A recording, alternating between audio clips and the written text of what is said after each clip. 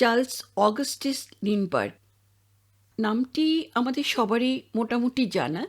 মে 1927 সালে 25 বছর বয়সে প্রথম ব্যক্তি হিসেবে একাকী বিরতিহীনভাবে যুক্তরাষ্ট্রের নিউ ইয়র্ক সিটি থেকে ফ্রান্সের প্যারিস পর্যন্ত বিমান চালিয়ে আটলান্টিক মহাসাগর পাড়ি দেন এবং অর্টেক পুরস্কার জেতেন। বৈমানিক লিন্ডবার্গ সম্পর্কে এটুকুই আমরা জানি। অনেকে হয়তো আরও কিছু কিছু বেশিই জানেন, সেটা আলাদা প্রসঙ্গ। কিন্তু আমার এটুকুই জানা ছিল, এর বেশি জানা ছিল না। যাই হোক, আমি আজ আপনাদের শোনাবো একটি জীবনীমূলক তথ্য নির্ভর উপন্যাস লিন্ডবার্গ। উপন্যাসটি লিখেছেন প্রখ্যাত সাহিত্যিক নারায়ণ সান্যাল। বন্ধুরা, বইটি অপূর্ব অপূর্ব।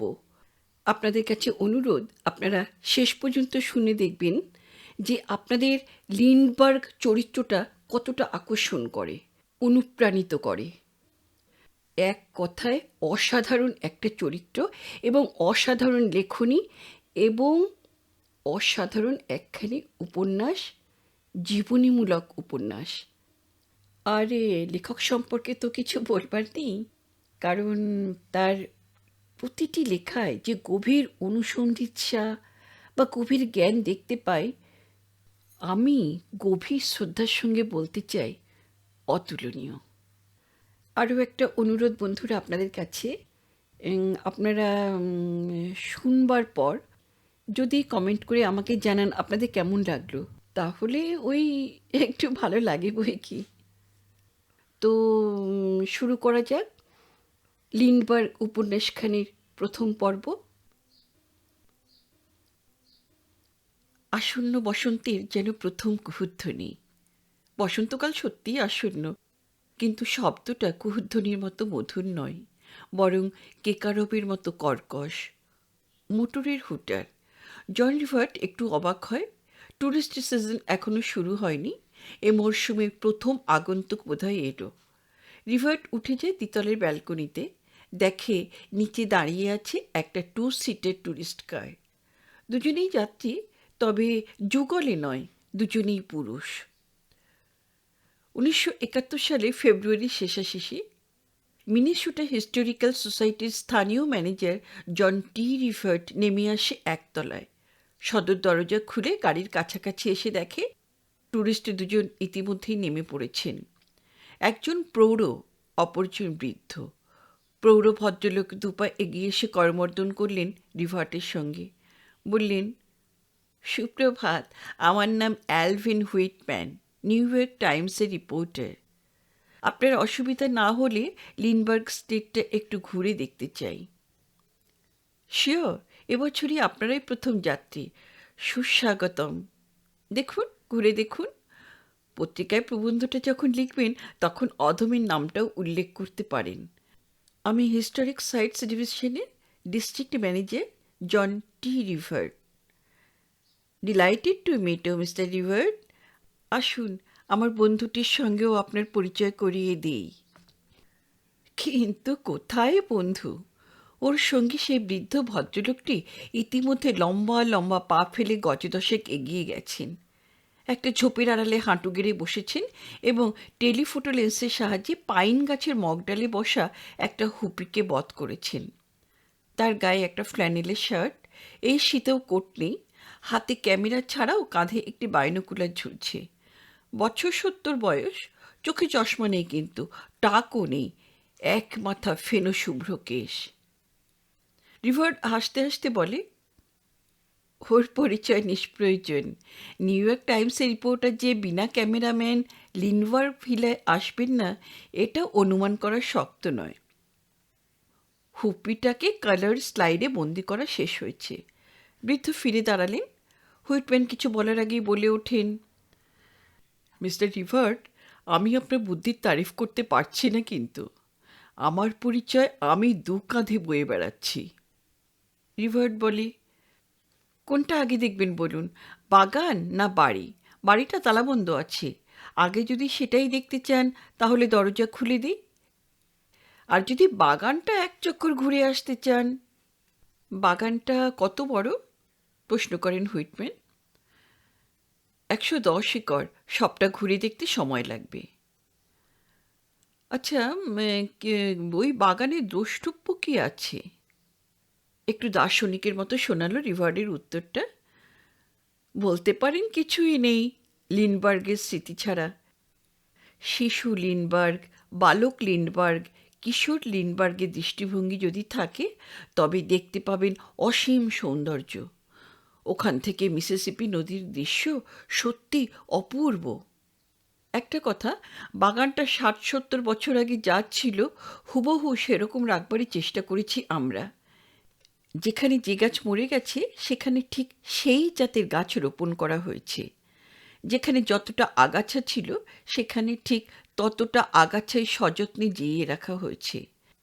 অর্থাৎ বাগানটাকে কৃত্রিমভাবে সাজানোর কোনো চেষ্টা করা হয়নি। আমাদের উদ্দেশ্য দর্শক যেন এইখানে এসে সেই পরিবেশটি খুঁজে পায় যে পরিবেশে চার্লস লিন্ডবার্গ জুনিয়র তার বাল্যকাল এখানে অতিবাহিত করেছিলেন। অর্থাৎ, বাধা দিয়ে বৃদ্ধ বলেন, একটা কথা, বারে বারে লিন্ডবার্গ দ্য জুনিয়রের প্রসঙ্গ উঠে পড়ছে কেন? এই স্মৃতিমন্দির তো তার বাবার। তা হোক, কিন্তু পুত্রের পরিচয় তো পিতার খ্যাতি। I beg two differ. আমি তো সিনিয়র লিন্ডবার্গকেই চিনি। তিনি ছিলেন মিনেসোটা থেকে নির্বাচিত একজন বিখ্যাত কংগ্রেসম্যান। প্রথম বিশ্বযুদ্ধে যাতে আমেরিকা জড়িয়ে না পড়ে এজন্য তিনি জেহাদ ঘোষণা করেছিলেন। এবার তাকে মাঝপথে থামিয়ে দিয়ে ক্ষুব্ধ রিভার্ড বলে, আর জুনিয়র লিন্ডবার্গের নামই শুনেননি বোধ করি? না, কি ছিল সে ছোকরা? ছোকরা নয়, তিনি প্রায় আপনারই বয়সী। আচ্ছা, বেঁচে আছে? আছেন, কিন্তু কোথায় আছেন তা অবশ্য জানি না। শুনেছি বর্তমানে হনলুলুর কাছাকাছি। কিন্তু কি জন্য সে বিখ্যাত? রিভার্ড কথা জবাব দেয় না। হুইটম্যানের দিকে ফিরে বলে, মাফ করবেন, আপনিও কি চার্লস লিন্ডবার্গ দ্য জুনিয়রের নাম শোনেননি? হুইটম্যান অপাঙ্গে একবার দেখে নেয় তার সহযাত্রীর দিকে। বলে, আমি রিপোর্টার, অমন অদ্ভুত কথা আমি কেন বলবো? আর লিন্ডবার্গের কীর্তি কাহিনী জানা না থাকলে এখানে আসবোই বা কেন বলুন? একটু শান্ত হয় রিভার্ড। বৃদ্ধ ক্যামেরাম্যানের দিকে ফিরে বলে, Christopher Columbus, admiral Peary, Edmund Hillary কিংবা নীল আর্মস্ট্রংয়ের নাম শুনেছেন? রীতিমতো তিরস্কার। বৃদ্ধ কিন্তু অপমানিত হয়েছেন বলে মনে হলো না। বলেন, হ্যাঁ হ্যাঁ, মনে পড়েছে বটে। বছর 45 আগে ওই নামের একজন ছোকরা বৈজ্ঞানিক কোথায় যেন উড়ে গিয়েছিল। কোথায় যেন উড়ে গিয়েছিল নয়, তিনি প্রথম একা আটলান্টিক অতিক্রম করেছিলেন 1927 সালে। ও হ্যাঁ হ্যাঁ হ্যাঁ, এতক্ষণে মনে পড়েছে। রিভার্ড তখন মনে মনে ভাবছে, সে যদি নিউ ইয়র্ক টাইমস পত্রিকার স্বত্বাধিকারী হতো তাহলে ওই নির্বোধ ক্যামেরাম্যানটিকে ডিসচার্জ করত। হোক ক্যামেরাম্যান, পত্রিকা অফিসের সঙ্গে সংশ্লিষ্ট কোনো কর্মী চার্লস এ লিন্ডবার্গের নাম জানবে না, এটা বরদাস্ত করা যায় না। রিভার্ডকে দোষ দেওয়া যায় না। 20-এর দশকে চার্লস লিন্ডবার্গ ছিলেন 50-এর দশকে হিলারি অথবা 60-এর দশকে নীল আর্মস্ট্রংয়ের মতোই বিখ্যাত। শুধু তাই নয়, তার পরের 40 বছরে তার নাম অন্তত 1000 বার পত্রিকার প্রথম পৃষ্ঠায় ছাপা হয়েছে নানা কারণে।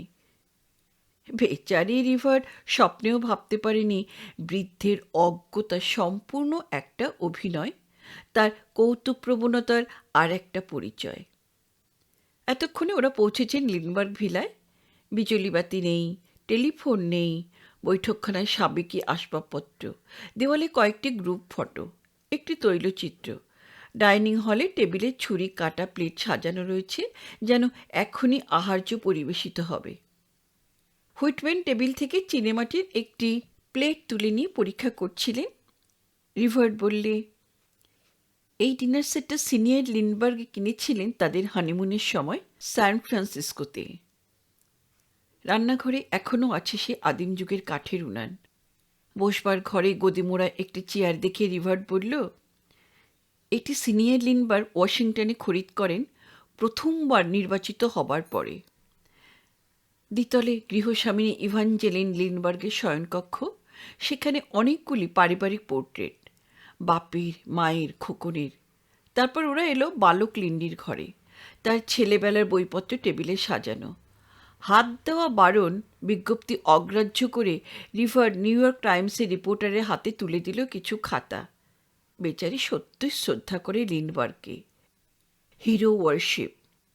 সে আন্তরিকভাবে চায় এসব বিবরণ ফলাও করে ছাপা হোক। হুইটম্যান একটি স্কেচবুক বাড়িয়ে ধরে বৃদ্ধ ক্যামেরাম্যানের দিকে, বলে, ফটো নেবে নাকি? বৃদ্ধ জবাব দেয় না, পাতা উল্টে স্কেচ খাতাটা দেখে, ফু দিয়ে ধুলো ছেড়ে যথাস্থানে রেখে দেয়। টেবিলে বালক লিন্ডবার্গের অনেক স্মৃতিচিহ্ন, টয় সোলজার্স, ব্যাট বল, ছবির বই, এয়ার গান। দেওয়ালে টাঙানো আছে একটি লাইসেন্স বন্দুকের, মালিক লিন্ডবার্গ জুনিয়র। গ্যারেজে পাশাপাশি দুখানি গাড়ি, ফ্যামিলি কার, প্রাচীনতরটি সেকশন 6 1916 মডেলের। রিভার্ড বলে, একটা কথা, এই যে গাড়িটা দেখছেন, এর ইঞ্জিন এবং বডিটা অরিজিনাল বটে, কিন্তু আউটফিট অর্থাৎ গদি, সিট, হুড সব নতুন। কেন? লিন্ডবার্গের ঐতিহাসিক অভিযান যখন সাফল্যমণ্ডিত হলো, তখন জানেন তো, নিউ ইয়র্কে তাকে সংবর্ধনা জানাতে 45 লক্ষ লোক জমায়েত হয়েছিল। ব্রডওয়ে দিয়ে যখন তাকে শোভাযাত্রা করে নিয়ে যাওয়া হয়, তখন পার্শ্ববর্তী বাড়ির জানলা থেকে তার উপর যে রঙিন কাগজের কুচি আর পুষ্পবর্ষণ করা হয়, তার ওজন প্রায় 2000 টন। এমন জাতের অভিনন্দন কে কবে পেয়েছে বলুন? সেই জনতার একটা অংশ এই সেকশন 6 গাড়িটাকে দেখতে পেয়ে স্রেফ লুট করে। গদি, পর্দা, হুড সব ছিঁড়ে নিয়ে যায় স্মৃতিচিহ্ন হিসেবে রাখতে। আমরা বাধ্য হয়ে পুরনো ফটোগ্রাফারের সঙ্গে মিলিয়ে এটাকে মেরামত করেছি। সমস্ত বাড়িটাই ঘুরিয়ে দেখানো হয়েছে। সদর দরজা পর্যন্ত এগিয়ে দিয়ে রিভার্ড বলে, এবার আপনারা বরং বাগানটা ঘুরে দেখুন, ভারী সুন্দর দৃশ্য।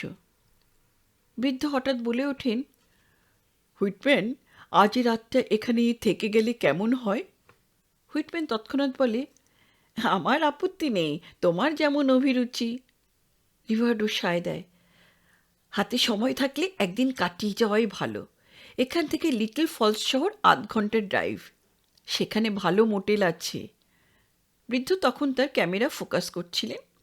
ভিউ ফাইন্ডারে নিবদ্ধ দৃষ্টি অবস্থাতেই বলে ওঠেন, পাগল, লিটল ফলসে থাকতে যাব কোন দুঃখে? থাকলে এখানেই থাকবো রাতটা। কি বলো হুইটম্যান? হুইটম্যান জবাব দেবার আগেই জন রিভার্ড বলে ওঠে, এখানে এখানে তো কোনো হোটেল বা মোটেল নেই। না না, এখানে মানে এই বাড়িতে। রিভার্ড বুঝে উঠতে পারে না বৃদ্ধ বদ্ধ উন্মাদ কিনা। এ বাড়িটা জাতীয় সম্পদ, লিন্ডবার্গ স্মৃতি মন্দির। লোকটা বলে কি এখানে থাকতে চায়? তার চেয়েও অবাক কাণ্ড, হুইটম্যান বলেন, তুমি থাকতে চাও থাকো বাপু, আমি কিন্তু লিটল ফলসের কোনো হোটেলে রাত কাটাবো। বৃদ্ধ একগাল হেসে বলেন, আমিও সেটাই চাই। তোমাকে কেন বিড়ম্বনায় ফেলবো? আমি একাই থাকবো এখানে। হুইটম্যান পুনরুক্তি করে, তোমার যেমন অভিরুচি। এতক্ষণে রাগ চেপে রাখা অসম্ভব হয়ে পড়ে জন রিভার্ডের। গম্ভীরভাবে বলে, এক্সকিউজ মি মিস্টার হুইটম্যান, আপনারা ভুলে যাচ্ছেন। তাকে মাঝপথে থামিয়ে দিয়ে রিপোর্টার হুইটম্যান বলেন, জানি, কিন্তু তার আগে একটা কথা বলি। আমার বন্ধুর পুরো পরিচয়টা আপনাকে দিতে পারিনি, সেটা এবার দিই। এর পুরো নাম ব্রিগেডিয়ার জেনারেল চার্লস অগাস্টাস লিন্ডবার্গ। একে এক রাত এ বাড়িতে থাকতে দিলে আপনার হিস্টোরিক্যাল সোসাইটি আপত্তি করবে না নিশ্চয়ই? 1971 সালে ফেব্রুয়ারি মাসে সে একটি রাত চার্লস লিন্ডবার্গ কাটিয়ে গিয়েছিলেন তার বাল্যস্মৃতি বিজড়িত লিন্ডবার্গ ভিলায়, শেষবারের মতো মৃত্যুর 3 বছর আগে। তার জীবনীকার লিওনার্ড মসলে তারিখটা উল্লেখ করেননি, সেটা যদি ৪ঠা ফেব্রুয়ারি হয় তাহলে বলা যেতে পারে সে রাত্রিটা তার ৬৯তম জন্মদিন। না, এ বাড়িতে তিনি জন্মগ্রহণ করেননি, জন্মেছিলেন দাদামশাইয়ের বাড়িতে ডেট্রয়েটে ৪ঠা ফেব্রুয়ারি ১৯০২ খ্রিস্টাব্দে। ক্যামেরাধারী বৃদ্ধের প্রকৃত পরিচয় পেয়ে উচ্ছ্বসিত হয়ে উঠেছিল জন রিভার্ড, একথা বলাই বাহুল্য। কীভাবে তার পরিচর্যা করবে ভেবেই পায়নি। সে রাত্রে আগন্তুক দুজনকে ডিনারে নিমন্ত্রণ করেছিল, কিন্তু সায়মাস গ্রহণ তার কোয়ার্টার্সে হয়নি। অর্ধ শতাব্দী পরে মাত্র একবারের জন্য লিন্ডবার্গ ভিলা ডাইনিং রুমে মোমবাতি জ্বালা হলো। চীনা নকশামণ্ডিত ডিনার সেটে আহার্য পরিবেশিত হলো, যে ডিনার সেট ওর বাবা কিনেছিলেন হানিমুন ট্যুরে। সদ্য পরিণীতা ইভাঞ্জেলিন ল্যান্ডলজ লিন্ডবার্গকে দেওয়া প্রথম উপহার। ল্যান্ডলজ ও দাদামশাইয়ের উপাধি। লিন্ডির মা তার কুমারী জীবনের পরিচয়টুকু চিরকাল নামের মাঝখানে বহন করতেন।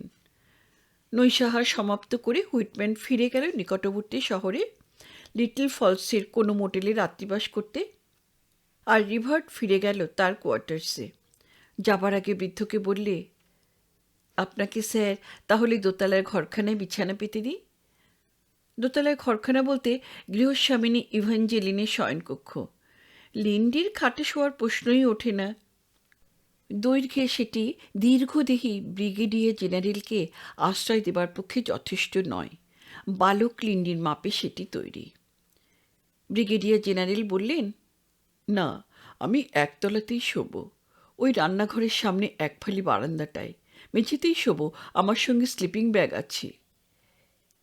এখানে মাটিতে? হ্যাঁ হ্যাঁ, চিন্তার কিছু নেই, ওখানে অনেক রাত কাটিয়েছি আমি, আমার অভ্যাস আছে, অসুবিধা হবে না।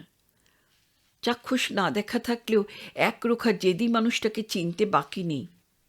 রিভার্ড আর প্রতিবাদ করবার সাহস পায় না, তবু সৌজন্যবোধে বলে, তাহলে স্যার মেঝেতে কিছু ম্যাট্রেস মানে মোটা গদি পেতে দিতে বলি।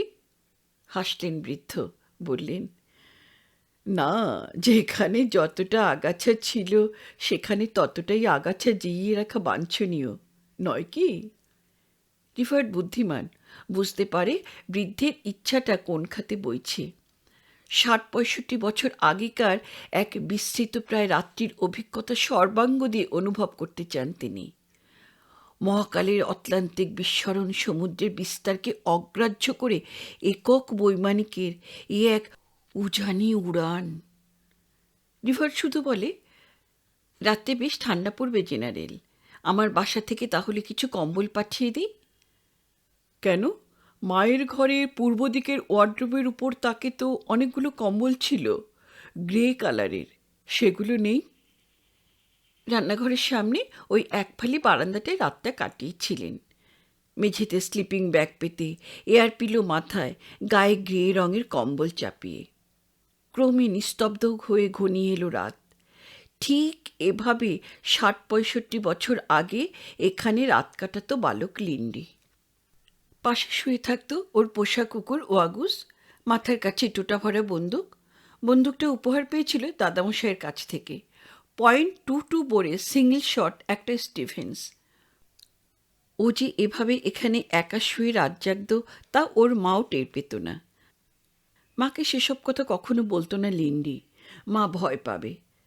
মাকে সে কোনোদিনই বলেনি কিভাবে বিল টমসন আর লিন্ডি ডাকাতদের তাড়িয়ে দিয়েছিল। উজান, উজান, আরও উজান। স্মৃতি শেষ প্রান্তে পৌঁছলে লিন্ডবার্গ দেখতে পায় একটা জ্বলন্ত বাড়ি, দাউ দাউ করে পুড়ে যাচ্ছে একটা লগ কেবিন। কতই বা বয়স তখন ওর? ৩ কি ৪?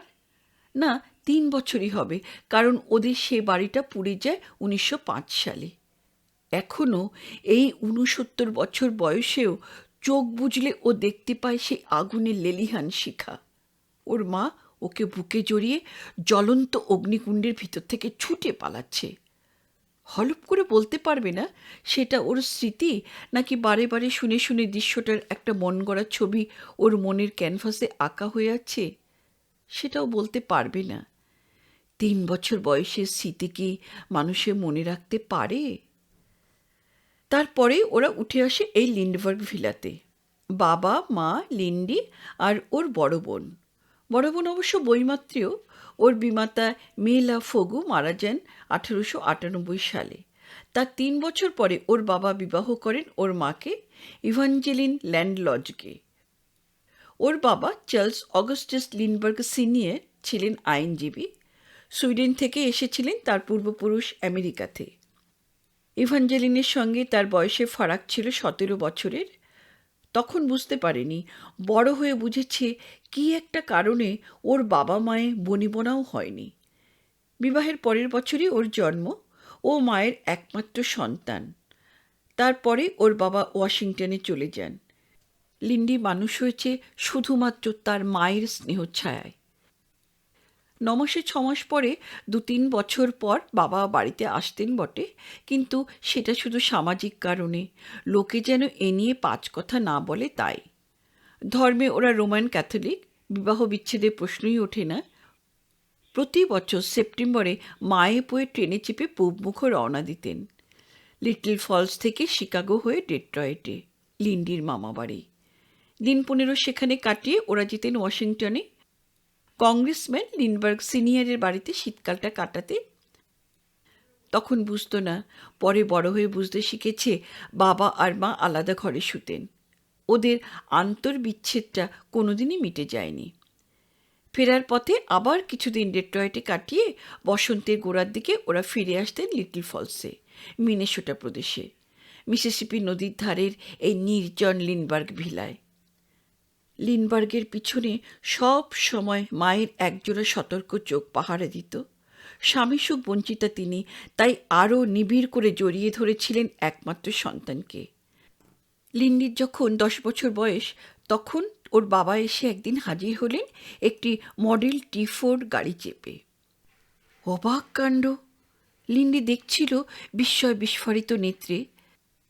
স্টার্ট দিলেই ঝকর ঝকর করে 4 চাকার গাড়িটা কেমন চলতে থাকে। ওর বাবা গাড়ি চালানো শিখেছিলেন, কিন্তু জুত করতে পারেননি। ওর মা চেষ্টা করেও রপ্ত করতে পারলেন না। লিন্ডি কিন্তু গাড়িটার যন্ত্রপাতি নাড়াচাড়া করে বুঝে নিল সহজেই, কিন্তু মুশকিল হলো অন্যত্র। সিটে বসলে বেচারি ক্লাচে পা পায় না। ছুটি কাটিয়ে ওয়াশিংটনে ফিরবার সময় ওর বাবা গাড়িটা লিন্ডবার্গ ভিলার গ্যারেজেই রেখে গেলেন। লোকে বাড়ি তৈরি করে নাম দেয়, সে আমলে গাড়ি কিনলেও লোকে নামকরণ করত। ওদের গাড়িটার নাম রাখা হলো মারিয়া। গাড়িটা দেখেই রাতারাতি বালক লিন্ডির কাঁধে চাপল এক ভূত, নাইটহুড শিভ্যালরির দৈত্য। লেডি ইন ডিস্ট্রেস, অর্থাৎ রাজকুমারী গ্যারেজি দুর্গের বন্দিশালায় শৃঙ্খলাবদ্ধ, তাকে উদ্ধার করতেই হবে। লিন্ডির অক্লান্ত সাধনা অবিশ্বাস্য। রোজ ভোরবেলা উঠে সে নির্জনে জঙ্গলে চলে যেত। ঠ্যাঙে দড়ি বাঁধত, দড়ির অপর প্রান্ত বেঁধে দিত একটা গাছের গুঁড়িতে। তারপর লাগাতো টান। ওর ধারণা এভাবে টানতে টানতেই ওর ঠ্যাংজোড়া লম্বা হয়ে যাবে। কিলিয়ে যদি কাঁঠাল পাকানো যায়, তবে টেনে ঠ্যাং লম্বা করা যাবে না কেন? তা সে যাই হোক, ঠ্যাং টানা ব্যায়ামের গুণেই হোক অথবা বয়স বৃদ্ধির জন্যেই হোক, বছরখানেকের মধ্যে, অর্থাৎ ওর 11 বছর বয়সে একদিন ওর চরণ স্পর্শে ধন্য হলো মারিয়ার ব্রেক, ক্লাচ। গ্যারেজ থেকে ঠেলতে ঠেলতে বার করলো গাড়িটা। বসলো সিটে, চাবি ঘোরালো আইন মাফিক। তারপর অ্যাক্সিলেটারে চরণ স্পর্শমাত্র পাষাণী অহল্যার সর্বাঙ্গ থরথর করে কেঁপে উঠল। কে বলবে মারিয়া এক বন্দিনী রাজকুমারী নয়, 11 বর্ষীয় লিন্ডি নয় রাজপুত্র। দুজনই সে দুর্বার অভিসার দেখবার মতো। পরিণত বয়সে লিন্ডবার্গ তার বাল্যের স্মৃতিচারণ প্রসঙ্গে যা বলেছেন, তার 2 লাইন অনুবাদ শোনাই। 1913 সালে গ্রীষ্মকালের মধ্যে গাড়ি চালানো মোটামুটি শিখে গেলাম। অভ্যাস হয়ে গেলে মাকে নিয়ে প্রায় বার হয়ে পড়তাম সারাদিনের মতো।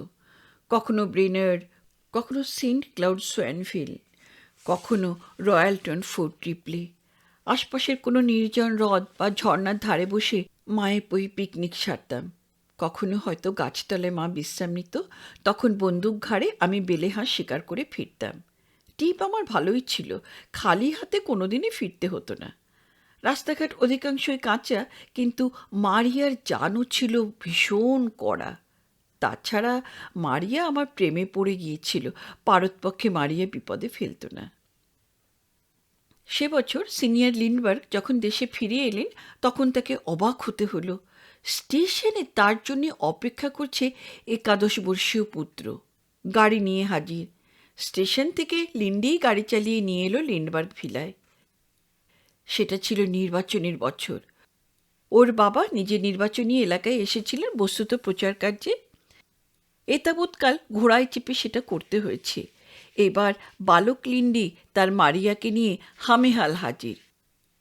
প্রথমটা আপত্তি করেছিলেন ওর বাবা, কিন্তু অচিরেই বালক লিন্ডি প্রমাণ দিল সে শুধু কষ্ট সহিষ্ণু নয়, সত্যই সুদক্ষ ড্রাইভার।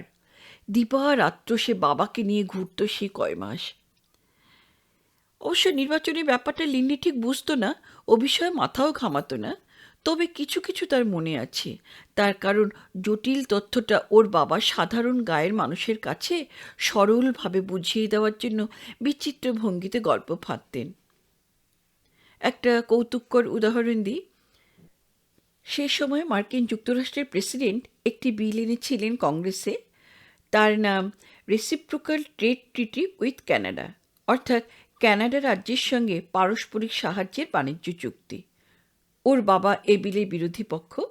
তার মতে এই পারস্পরিক সাহায্য প্ল্যানে দুপক্ষই ক্ষতিগ্রস্ত হবে, আমেরিকা এবং কানাডা। তার চেয়ে বাপু যে যার রাজ্যে ব্যবসা করুক। বিষয়টা জটিল, গায়ে সাধারণ মানুষ অর্থনীতির এসব কচকচে বুঝতে পারত না। একটি ঘরোয়া সভায় বিষয়টা সরল করে বোঝাতে ওর বাবা যে গল্পটা বলেছিলেন, সে গল্প আজ 60 বছরেও ভোলেনি লিন্ডি। ওর বাবা বললেন, ব্যাপারটা কেমন জানো? শোনো, বুঝিয়ে বলি। একজন পর্যটক একবার একটি কৃষকের কাছে রাত্রির জন্য আশ্রয় চাইল। চাষি ভদ্রলোকের বাড়িতে মাত্র 2টি কামরা। একটাই শেষ হয়ে তার যুবতী স্ত্রীকে নিয়ে, পাশের ঘরে থাকে তার 5 বছরের বাচ্চাটা। কৃষকটি বলল, আপনাকে তাহলে খোকনের ঘরে বিছানা পেতে দিই। ভিনদেশি অতিথি বললেন, তা তো বটেই। যা হোক, আহারাদি সেরে বাতি নিভিয়ে যে যার মতো শুয়ে পড়ল। সারাদিন ধকল গেছে, অতিথি তো বিছানায় পড়েই ঘুমিয়ে কাদা। কিন্তু শেষ রাত্রে তার ঘুম ভেঙে গেল। একবার সে বাথরুমে যেতে চায়। সারাদিন যা জল খেয়েছে, এবার তা উদর থেকে মুক্তি চাইছে। তখন মনে পড়ল বাথরুমটা গৃহকর্তার শয়নকক্ষ সংলগ্ন, অর্থাৎ কৃষক দম্পতির ঘরের ভিতর দিয়েই তাকে যেতে হবে। কিন্তু সেটা ভালো দেখায় না। এদিকে বাইরেও বৃষ্টি হচ্ছে, রাতটাও অত্যন্ত ঠান্ডা। বাইরের দরজা দিয়ে বাগানে যাওয়ারও উপায় নেই। অতিথি ঠান্ডা মাথায় এ সমস্যা সমাধানের বিষয়ে অনেকক্ষণ চিন্তা করল। তারপর বিদ্যুৎ চমকের মতো একটা সমাধান দেখতে পেল সে। তার পাশের খাটে অঘরে ঘুমোচ্ছে 5 বছরের খোকন। তার তো 7 খুন মাপ। অতিথি খুব সাবধানে খোকনকে পাঁজা কোলা করে তুলে নিয়ে এসে নিজের বিছানায় শুইয়ে দিল এবং নিজে শুয়ে পড়ল তার ছোট্ট খাটে। ব্যাস, 5 মিনিটেই কাজ সারা, সমস্যার চূড়ান্ত সমাধান। গল্প শুনে অট্টহাস্যে ফেটে পড়ে তার নির্বাচক মণ্ডলী। মেয়েরাও হাসল। অট্টহাস্য নয়, রুমালে মুখ লুকিয়ে পরস্পরের গা টেপাটেপি করল তারা। হাসল না শুধু লিন্ডি, তার কান দুটো লাল হয়ে ওঠে বাপির ওই অশ্লীল গল্পটা শুনে। স্টিয়ারিংয়ে হাত দিয়ে বসেছিল অদূরেই। কথা কবি লিন্ডবার্গ বললেন, এ কি, গল্পটা শেষ না হতেই আপনারা হাসছেন কেন? সামনের সারির একজন বৃদ্ধ শ্রোতা বলে ওঠেন, মানে গল্পটা এখনো শেষ হয়নি।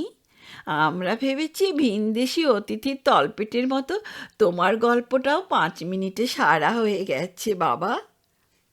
না না, যায়নি। তারপর সেই অতিথি উঠে এলেন নিজের বিছানার কাছে।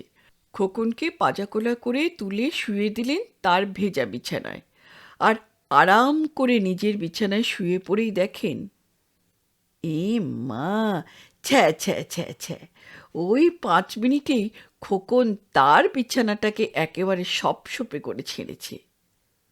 আবার উঠল হাস্যরোল। এবার বালক লিন্ডিও না হেসে পারল না।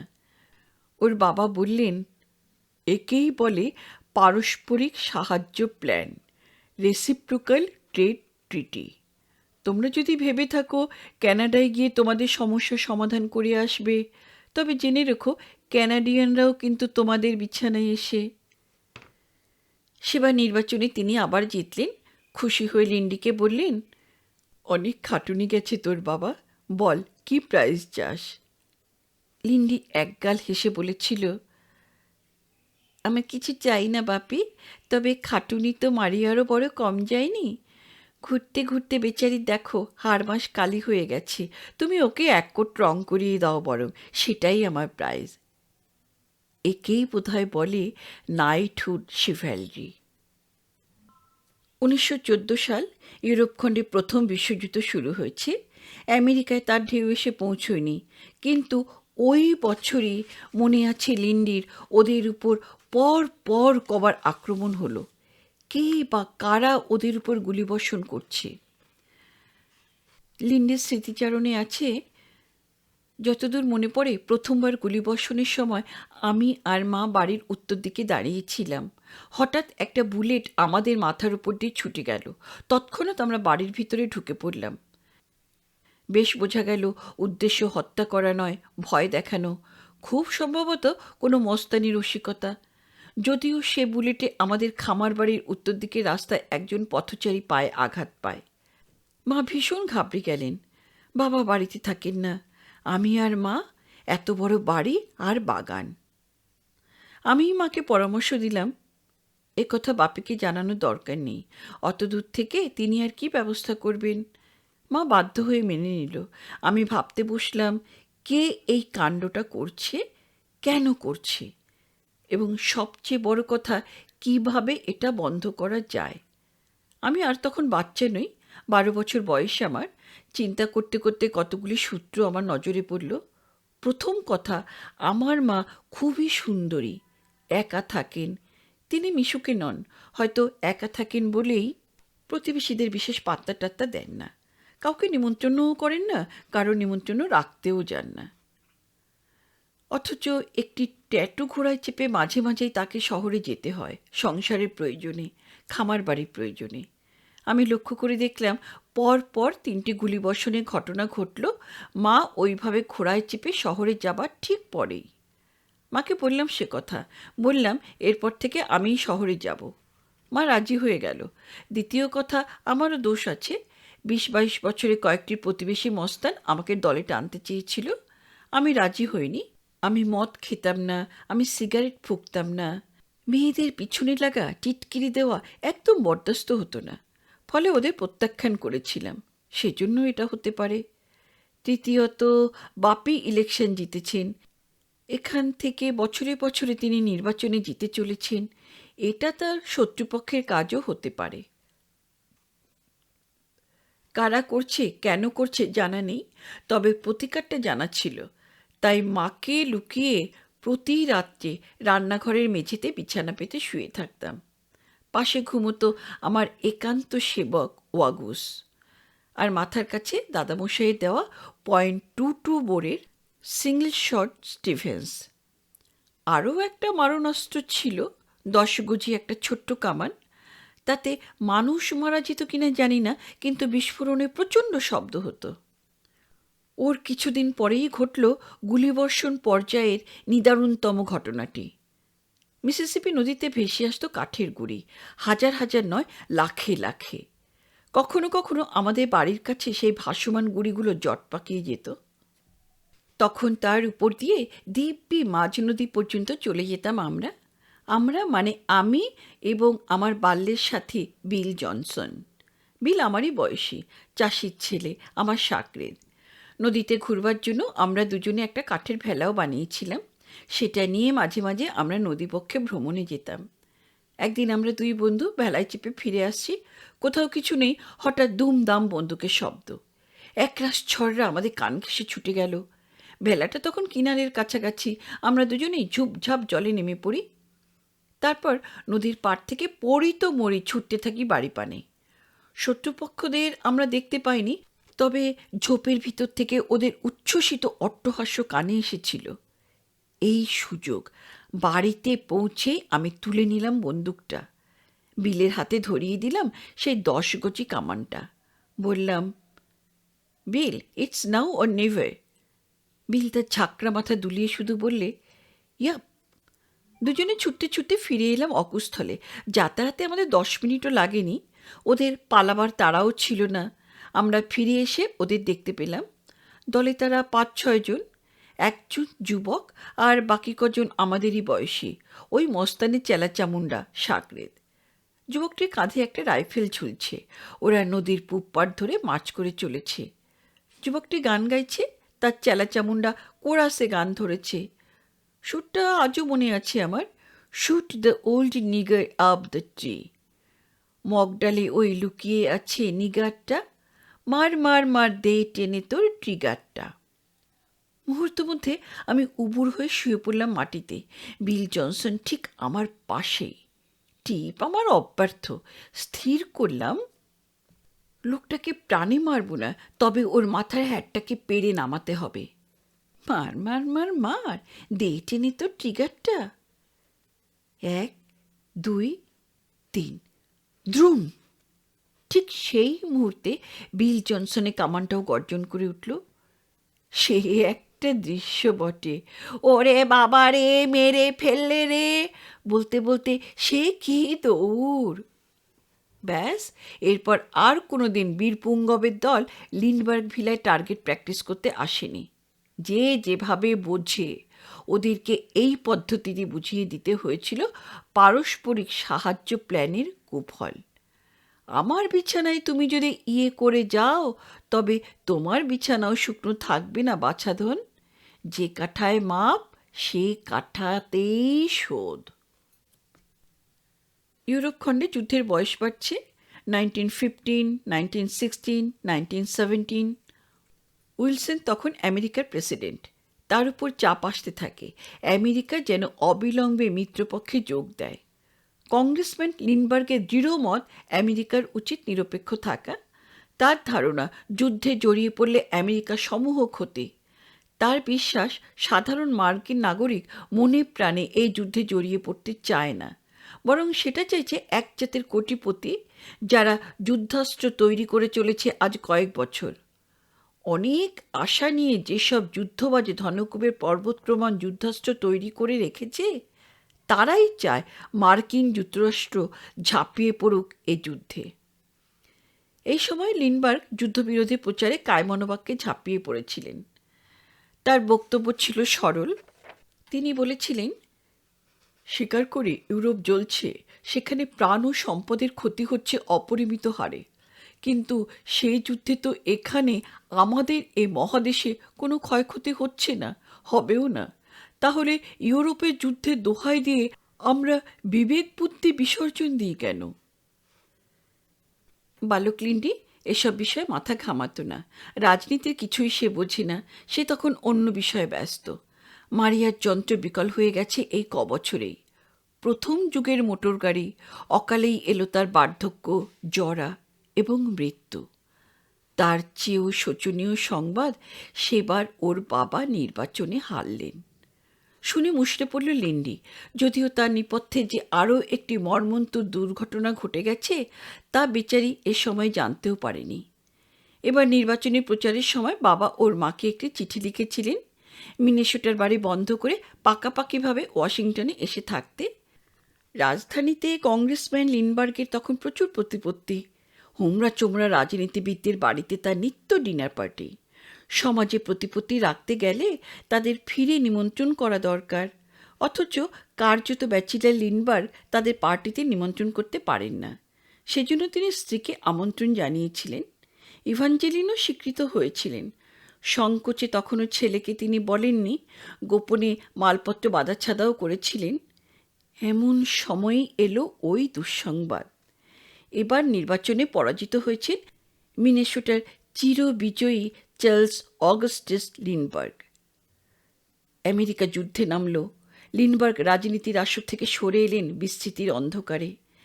এমন দুঃসময়ে ইভাঞ্জেলিন এসে দাঁড়াতে পারলেন না স্বামীর পাশটিতে।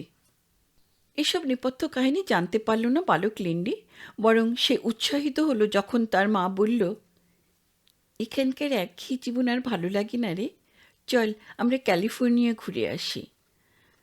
লিন্ডি তো এক পায়ে খাড়া। আরও মজার কথা, মা বলেছে ওরা ট্রেনে চেপে যাবে না, নতুন গাড়ি কেনা হবে এজন্য। তখনই কেনা হয় ওই স্যাক্সন 6 গাড়িটা। লিন্ডির মামা চার্লস ল্যান্ডো এসে যোগ দিলেন। ওরা তিনজনই রওনা দিলেন পশ্চিমমুখ। দূরত্বটা বড় কম নয়, মিনেসোটা থেকে লস অ্যাঞ্জেলস, সাদা বাংলায় কলকাতা থেকে বোম্বাই। ওর মামা গাড়ি চালাতে জানেন না। 14 বছর বয়সে লিন্ডি তার মা, সাগরিদ ওয়াগুস আর মামাকে নিয়ে ওই দীর্ঘ পথ একা গাড়ি চালিয়ে পাড়ি দিয়েছিল পাক্কা 40 দিনে। রাস্তার 12 আনাই কাঁচা, সময়টাও বর্ষাকাল। কতবার যে কাদার দয়ে চাকা ফেসেছে তার আর ইয়ত্তা নেই। ক্যালিফোর্নিয়ায় পৌঁছে ওর মামা বেশি দিন থাকেননি। কয়েক সপ্তাহ পরে ফিরে গেলেন ডেট্রয়েটে। মায়ে পয়ে ওরা একটা কটেজ ভাড়া নিল রেডেন্ডো বিচে। মায়ের নির্দেশে ওখানকার স্কুলেও নাম লেখাতে হলো। স্কুলের খাতা অনুযায়ী লিন্ডিকে ভালো ছেলে দলে ফেলা যায় না। ফিজিক্স এবং মেকানিক্সে খুব ভালো নম্বর পেলেও অন্যান্য বিষয়ে তার নম্বর পাশ ফেলের গোধূলি রাজ্যে। কিন্তু জায়গাটা ওদের খুব ভালো লেগেছিল। রোজই দুজনে সমুদ্রের ধারে বেড়াতে আসতেন, দুজনে মিলে ঝিনুক কুড়োতেন। গাড়িটা বেলাভূমিতে রাখা থাকতো, তাতে বোঝাই করতেন ঝিনুক। এত বস্তা বস্তা ঝিনুক দিয়ে কোন চতুর্বর্গ লাভ হতো জানি না, কিন্তু ওটা ছিল ওদের খেলা, খেয়াল। 15 বর্ষীয় বালক আর তার প্রসিত ভর্তৃকা মায়ের। ওই ঝিনুক কুড়োনো ব্যাপারেই মনে আছে লিন্ডির, তিনি জীবনে প্রথম এবং শেষবার পুলিশের খপ্পরে পড়েন। আদালতে আসামির কাঠগড়ায় দাঁড়াতেও হয় তাকে। সেদিনও ওরা যথারীতি এসেছেন সমুদ্রের ধারে। ঝিনুক কুড়োতে কুড়োতে সন্ধ্যা হয়ে গেল। থলিটা আজ রীতিমতো ভারী হয়েছে। লিন্ডি বলে, এক কাজ করি, তুমি এই থলিটা পাহারা দাও, আমি গ্যারেজ থেকে গাড়িটা বার করে আনি। সেদিন বিকেলে ওরা পদব্রজেই এসেছিল সমুদ্রের ধারে। মা পাহারায় থাকলো আর ছেলে গেল গ্যারেজ থেকে গাড়ি বের করে আনতে। ওয়াগুসও চলল তার পিছন পিছন। ততক্ষণে বেশ অন্ধকার হয়ে গেছে। গ্যারেজ থেকে গাড়িটা বার করে স্টার্ট দিতে গিয়ে দেখে হেডলাইট দুটো জ্বলছে না। হাতে সময় থাকলে ও হয়তো ইলেকট্রিক কানেকশনটা পরীক্ষা করত। এসব ছোটোখাটো মেরামতি কাজ সে নিজেই করে। কিন্তু মনে পড়ল মা একা দাঁড়িয়ে আছে নির্জন সমুদ্র পাড়ে ঘন অন্ধকারে। তাই লিন্ডি উইন্ডস্ক্রিনের উপর স্পটলাইটটা চট করে খাটিয়ে নিয়ে রওনা দিল। কিন্তু বিধি বাম, এক কদম গেছে কি না গেছে বংশীধ্বনি কানে গেল। আরক্ষা পুঙ্গব ওর গাড়ি রুখেছে। নোটবুকে ওর গাড়ির নম্বর টুকে নিয়ে সেপাই সাহেব বললে, বিনা হেডলাইটে গাড়ি হাঁকাচ্ছ, থানায় যেতে হবে। লিন্ডি বললে, তার মা একা দাঁড়িয়ে আছে সমুদ্রের ধারে, তারই প্রতীক্ষায়। সেপাই সাহেব আদ্যপন্ত শুনে অনুমতি দিল, কিন্তু পরদিন সকালে গাড়ি নিয়ে থানায় হাজির হবার টিকিটটাও ধরিয়ে দিল। আদালতে বিচারক তদন্তে দেখলেন, আপাত দৃষ্টিতে অপরাধ যতটা গুরুতর মনে হয়েছিল, আসলে সেটা তার চেয়েও বেশি। ওর গাড়িতে হেডলাইট ছিল না এটাই একমাত্র অপরাধ নয়, গাড়ির চালকের বয়স মাত্র 14, নেহাত নাবালক সে। জি আমলের কথা, তখনও মোটর ড্রাইভিং লাইসেন্স প্রথা চালু হয়নি। কিন্তু অপ্রাপ্তবয়স্ক কোনো কেউ স্টিয়ারিংয়ে বসতে পারবে না এমন নির্দেশবহ আইন কেতাবে লিপিবদ্ধ হয়েছে, সে তথ্যটা না জানা ছিল লিন্ডির, না জানা ছিল তার মায়ের। বিচারক বললেন, এ তো গুরুতর অপরাধ। ছোকরার বয়স মাত্র 14, আর তাকে গ্যারেজ থেকে বিচ পর্যন্ত পাক্কা 3 মাইল গাড়ি চালাতে দেখা গেছে। ওর তো 7 দিনের জেল হওয়ার কথা। লিন্ডি সবিনয় হাত দুটি জোর করে বললে, ধর্মাবতার, বিশ্বাস করুন, আমি খুব ভালো গাড়ি চালাতে পারি। আপনি পরীক্ষা করে দেখতে পারেন। 3 মাইল কি বলছেন স্যার? আমি একাই মিনেসোটা থেকে ক্যালিফোর্নিয়ায় ওই গাড়ি চালিয়ে এসেছি, পাক্কা 2000 মাইল। বিচারকের চোখ জোড়া নাটা নাটা হয়ে ওঠে। দর্শকের সারি প্রথমেই বসে আছেন আসামির গর্ভধারিণী। বিচারক তার দিকে ফিরে প্রশ্ন করেন, এ কথা সত্য? ইভাঞ্জেলিন সবিনয়ে বললেন, অত্যন্ত সত্য কথা ধর্মাবতার। বিচারক গম্ভীর হয়ে বললেন, 2000 মাইল? তবে তো 7 দিন নয়, ওর যাবজ্জীবন কারাদণ্ড হওয়া উচিত। তা অবশ্য হয়নি। ইভাঞ্জেলিন বুদ্ধি করে এই সুযোগে আসামের পিতৃপরিচয়টুকু দাখিল করেন। এক্স কংগ্রেসম্যান চার্লস অগাস্টাস লিন্ডবার্গ ওই অপ্রাপ্তবয়স্ক অপরাধীর জনক। আরও বললেন, আইন সম্বন্ধে অজ্ঞতাই এ অপরাধের মূল কারণ। বিচারক নরম হলেন। অপরাধী ও তার জননীকে সাবধান করে লিন্ডিকে বেকসুর খালাস করে দিলেন। খালাস তো পেল, কিন্তু গাড়িটা আদালত থেকে বাড়িতে আনবে কেমন করে? বেচারি লিন্ডি। মাকে বসালো স্টিয়ারিংয়ের সামনে, নিচে বসলো তার কোল ঘেঁষে। মা ধরল স্টিয়ারিং, ছেলে ধরল মায়ের হাত। সিটের নিচে কার ঠ্যাং কখন অ্যাক্সিলেটর, ব্রেক, ক্লাচ টিপছে তা অবশ্য রাস্তায় দাঁড়ানো পুলিশ দেখতে পাচ্ছে না। সে এক রীতিমতো সার্কাসে কসরত। ভাগ্য ভালো, আইন রক্ষা করতে গিয়ে কোনো দুর্ঘটনা ঘটেনি। জায়গাটা পছন্দসই ছিল দুজনেরই, কিন্তু দীর্ঘদিন সেখানে থাকা গেল না। বছরখানেক পরে 1917 সালের বসন্তকালে হঠাৎ একটি টেলিগ্রাম এলো ডেট্রয়েট থেকে। ইভাঞ্জেলিনের মা মৃত্যুশয্যায়, ক্যান্সার হয়েছে তার। ওরা ফিরে এলেন ডেট্রয়েটে। সেখানে কিছুদিন থেকে দিদিমা একটু সুস্থ হলে তাকে নিয়ে ওর মা ফিরে এলেন লিটল ফলসের লিন্ডবার্গ ভিলায়। লিন্ডি দিদিমা আরও 2 বছর বেঁচে ছিলেন। মায়ের সেবা যত্নেই ছিলেন জীবনের শেষ 2টি বছর ওই লিন্ডবার্গ ভিলাতেই। দেশে ফিরে আবার স্কুলে ভর্তি হতে হলো লিন্ডিকে, সেই পুরনো স্কুলে। ইতিমধ্যে আমেরিকা জড়িয়ে পড়েছে প্রথম বিশ্বযুদ্ধে। ওয়াশিংটন থেকে ওর বাবা নির্দেশ দিয়েছিলেন, যুদ্ধ মানেই দুর্দিন এগিয়ে আসছে, সম্বৎসরের জন্য খাদ্য মজুত রেখো, খামারের দিকে নজর দাও, গবাদি পশু আর হাঁস মুরগির সংখ্যা বৃদ্ধির দিকেও নজর দাও। লিন্ডি আর ছেলে মানুষই নয়, খামারের সম্পূর্ণ দায়িত্ব এখন তার কাঁধে। প্রতিটি গরু, ভেড়া, হাঁস মুরগির খবরাখবর তার নখদর্পণে। চাষের কাজেও সে বেশ দড়। ঝাড়াই মারাই, তদারকি করা, হাটে গিয়ে সওদা বেচিয়ে আসা, বীজি ধান কিনে আনা, জমিতে সার দেওয়া, সবই তাকে দেখতে হয়। সকাল থেকে রাত্রি পর্যন্ত নিরলস পরিশ্রম করতে হয় তাকে। তার মধ্যেও আবার ওই এক বিচিত্র ঝকমারি, স্কুলে হাজিরা দেওয়া। লিন্ডি পড়া তৈরি করে আসে না, লিন্ডি হোম টাস্ক করে না, লিন্ডি পরীক্ষা ভালো নম্বর পায় না। মাস্টারমশাইদের অভিযোগ একের পর এক জমতে থাকে। মায়ের কাছে হপ্তায় হপ্তায় চিঠি আসে। মা বোঝেন, স্বচক্ষেই তো দেখছেন কি উদয়াস্ত পরিশ্রম করছে লিন্ডি। শুধু কি উদয়াস্ত, রাত জেগে সে হিসেব মেলায়, খামারের খাতাপত্র দেখে, কাকে কত মজুরি দিয়েছে, কত আয়, কত ব্যয়। কেরোসিনের টেমি জেলে সে খামার বাড়ির পঞ্চবার্ষিকী পরিকল্পনা ফাঁদে। একদিন কিনে নিয়ে এলো 3 চাকার একটা ট্র্যাক্টর, বাপকে না জানিয়েই। 1918 সালে দেখা গেল স্কুলে লিন্ডির খাতায় নম্বর যা জমা পড়েছে তাতে তার পক্ষে স্কুল লিভিং সার্টিফিকেট আশা করা চলে না। সংবাদটা লিন্ডির কাছেও মর্মবিদারক। তার সহপাঠীরা তার বিবেচনায় নিতান্ত নাবালক, জানে শুধু হুল্লোড় করতে আর সহপাঠিনীদের পায়ে পায়ে ঘুরঘুর করতে। হ্যাঁ, ওরা কম্পোজিশন লেখায় দর, আঁক করতে জানে, ইতিহাসে সাল তারিখ অথবা ভৌগোলিক নামের তালিকা মুখস্থ আউড়ে যেতে পারে। কিন্তু ওরা কি জানে একটা রেড পোল্ড গাই দিনে কতটা দুধ দেয়, একটা জার্সি শুয়োর দিনে কতটা খায়, একটা শপশায়ার জাতের ভেড়া কতটা পশম বছরে পয়দা করে, কিংবা একটা লেঘর্ন জাতের মুরগি অথবা তুলস হাঁস হপ্তায় কটা করে ডিম পাড়ে? নাবালক, সব নাবালক। তবে কর্তৃপক্ষের এমনই ব্যবস্থা, ওই চ্যাংড়া ছেলেগুলো পাশ করে কলেজে ভর্তি হবে আর লিন্ডির নামে দেওয়া হবে মস্ত একটা ঢেঁড়া। ভাগ্য সুপ্রসন্ন, এই সময়েই একটা সার্কুলার এলো, যুদ্ধের প্রয়োজনে যারা কায়িক পরিশ্রমে অধিক খাদ্য ফলাও প্রকল্পে একটা ন্যূনতম মান লাভ করবে তাদের বিনা পরীক্ষাতে স্কুল থেকে সার্টিফিকেট দেওয়া হবে। ব্যাস, মুশকিল আসান। লিন্ডি নাম লেখালো খাতায়। এবার দেখা যাক কে ওকে হারায়। বলো, কতটা মাটি কোপাতে হবে, কতগুলো গরু দুইতে হবে, কতটা জমি চাষ করতে হবে, বলো বলো বলো।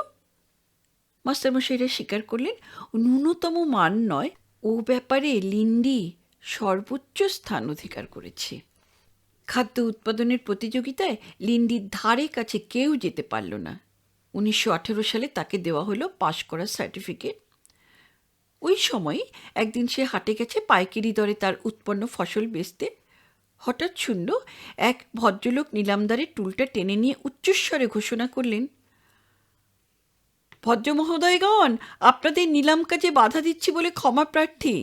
আমি এই মাত্র শহর থেকে একটি সুসংবাদ পেয়েছি, সেটা সবাইকে জানাতে চাই।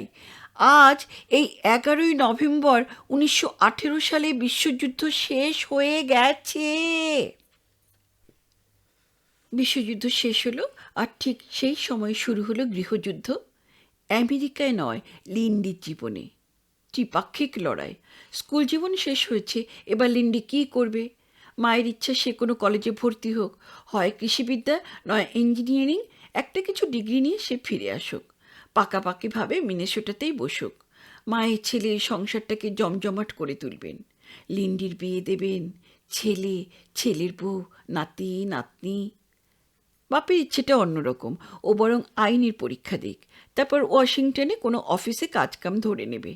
ওর অনেক জানাচেনা দপ্তর আছে, সেখানে তাকে ঢুকিয়ে দিতে পারবেন। লিন্ডির বইমাত্রেও দিদি থাকে তার মামার বাড়ি, সেদিক থেকে সিনিয়র লিন্ডবার্গের কোনো চিন্তাই নেই। আর তৃতীয় পক্ষ লিন্ডি স্বয়ং। তার ইচ্ছাটা একেবারে অন্য ধাঁচের।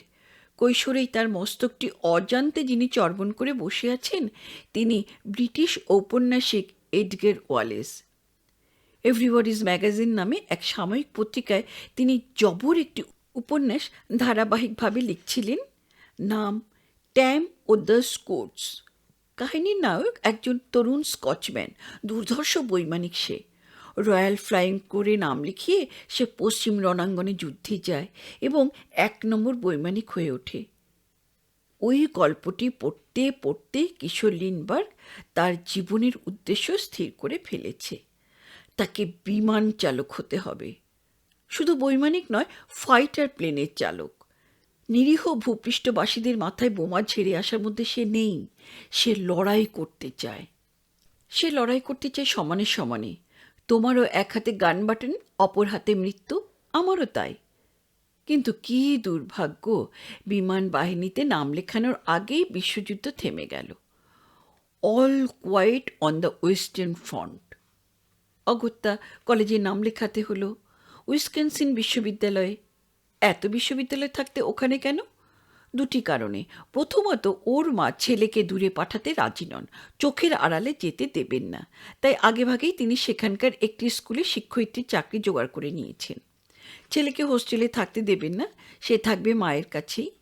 আর দ্বিতীয় কারণটা চার্লস লিন্ডবার্গ নিজেই পরিণত বয়সে লিখেছেন, ভালো পড়াশুনো হয় বলে নয়, আমি উইসকনসিন বিশ্ববিদ্যালয়কে বেছে নিয়েছিলাম তার কারণ ভারী সুন্দর একটা হ্রদের ধারে থাকতে পারবো বলে।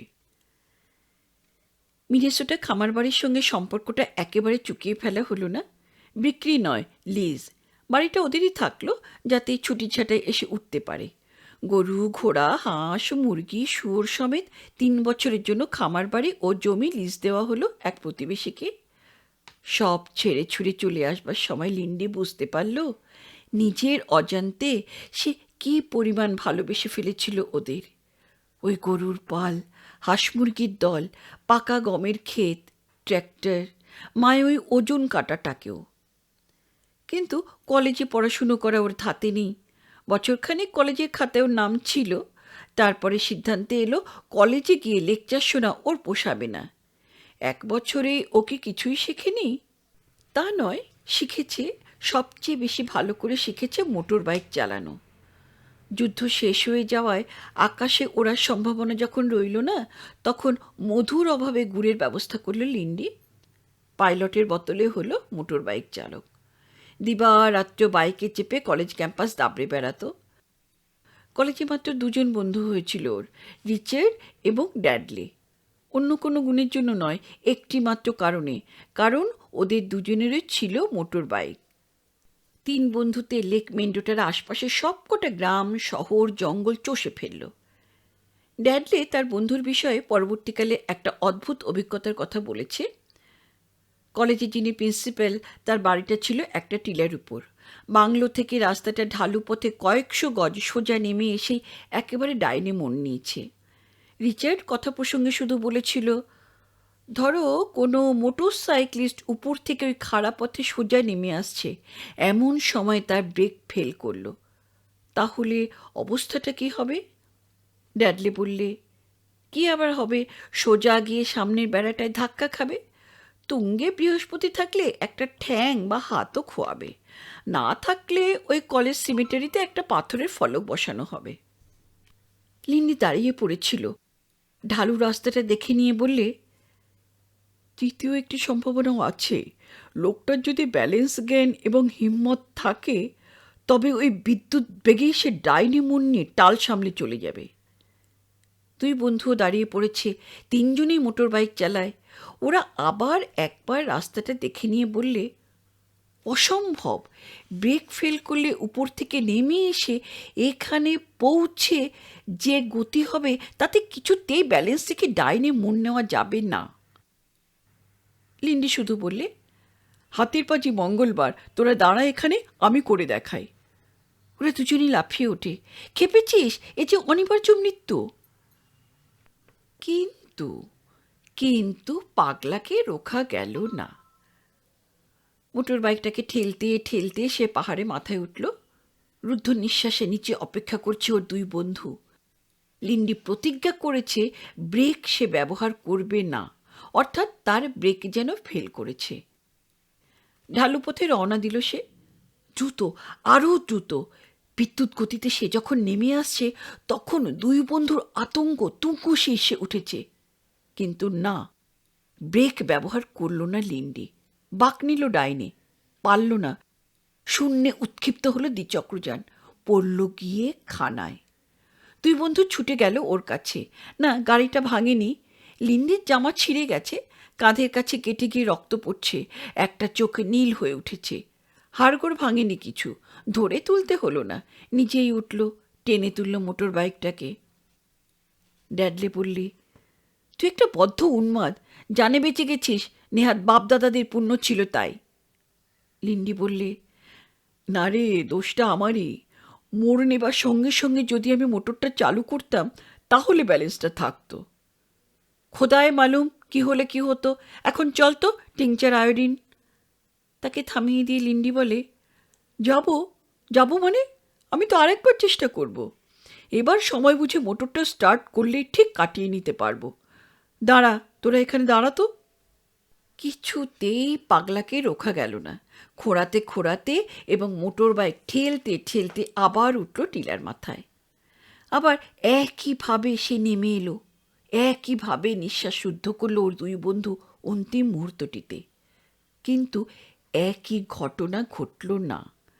খণ্ড মুহূর্তে বাঁক নেবার সময় লিন্ডি মোটরটা স্টার্ট করল। একটা ধাক্কা খেল ইঞ্জিনটা এবং নির্বিঘ্নে সে বাঁক নিয়ে চলে গেল দৃষ্টিপথের বাইরে। এই ঘটনার 5 বছর পরে চার্লস লিন্ডবার্গ একা আটলান্টিক মহাসাগর পাড়ি দিয়ে যখন বিশ্ব রেকর্ড করলেন, তখন তার সহপাঠী ডেলস ড্যাডলে কথা প্রসঙ্গে একজন সাংবাদিককে জানিয়েছিলেন এই ঘটনার কথা। উপসংহারে বলেছিলেন, লিন্ডির পক্ষেই অমন দুঃসাহসিক কাজ সম্ভবপর। আটলান্টিক পাড়ি দেওয়া তো তুচ্ছ, তার চেয়েও বড় জাতের রেকর্ড রেখে গেছে লিন্ডি আমাদের কলেজে। সাংবাদিক নোটবই বাড়িয়ে ধরে বলেছিল, সেটা কি জাতের স্যার? লিন্ডি আমার সঙ্গে একই ক্লাসে 14 মাস পড়েছিল। সে আমার ঘনিষ্ঠ বন্ধু ছিল, তার সব কথাই জানি। আমাদের ক্লাসে 22 জন ছাত্রী ছিল। এই 14 মাসের ভিতর একবারও সে কোনো সহপাঠিনীর সঙ্গে ডেট করেনি।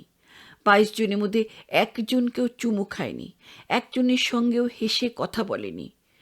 এটা উইসকনসিন ইউনিভার্সিটির একটা আনব্রোকেন রেকর্ড। কলেজের প্রতিষ্ঠা দিবস থেকে আজ পর্যন্ত এমন অদ্ভুত রেকর্ড কেউ করতে পারেনি। ছেলের পক্ষে সব কিছুই সম্ভব। সে কথা সত্যি, জীবনের প্রথম 25টা বছরের মধ্যে চার্লস অগস্টাস লিন্ডবার্গ শুধু একটি মহিলার সঙ্গে ঘনিষ্ঠভাবে মিশেছে, হেসে কথা বলেছে, জড়িয়ে ধরে গালে চুমু খেয়েছে। সেই ভদ্রমহিলার নাম ইভাঞ্জেলিন ল্যান্ড লজ লিন্ডবার্গ, ওর গর্ভধারিণী। অথচ মজা হচ্ছে, এই লিন্ডি ছিল অত্যন্ত সুপুরুষ, 6 ফুটের উপর লম্বা, সুগঠিত দেহ। দুর্ধর্ষ বেপরোয়া তরুণদের প্রতি মেয়েদের মহলের একটা স্বাভাবিক আকর্ষণ তো থাকেই। তার উপর ওর সুতনু এবং সর্বোপরি ওর হাসির জন্য অনেক মেয়েই ঝুঁকেছিল তার দিকে। সে আমলে লিন্ডবার্গ স্মাইল বলে একটা শব্দই চালু হয়ে গিয়েছিল ইংরেজি সাহিত্যে। নিরুপায় হয়ে একদিন লিন্ডি এসে মায়ের কাছে খোলাখুলি সব কথা বলল কলেজ তার ভালো লাগে না, আর পড়াশুনো করবে না সে, এবার কর্মজীবনে ঝাঁপিয়ে পড়বে।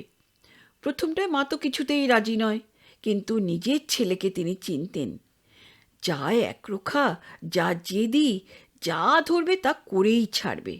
শেষে বললেন, বেশ তো, তাহলে বল কি করতে চাস? আমি নেব্রাস্কা কোম্পানিতে ইতিমধ্যেই চিঠি লিখেছি, ওরা ট্রেনিং দিতে রাজি মা। Nebraska company? কি তৈরি করে তারা? কিসের শিক্ষানবিশে? নেব্রাস্কা এয়ারক্রাফট কোম্পানি, অর্থের বিনিময়ে ওরা বিমান চালনা শেখায়, $500 ফি। তুই তুই পাইলট হবি? হ্যাঁ মা, ছেলেবেলা থেকে সেই স্বপ্নই আমি দেখে এসেছি। অনেকক্ষণ জবাব দিতে পারেনি ইভাঞ্জেলিন। তারপর মন স্থির করে বললেন, ঠিক আছে, তোর ইচ্ছায় বাধা দেব না। উঠতেই যদি স্বাদ হয়ে থাকে তবে আমি শেকল পরাবো না তোর পায়ে। লিন্ডি জড়িয়ে ধরেছিল তার মাকে, অস্ফুটে বলেছিল, আমি জানতাম মামুনি, আমি জানতাম তুমি অনুমতি দেবেই, তাই তো তোমাকে না জানিয়েই দরখাস্ত করে বসে আছি মা।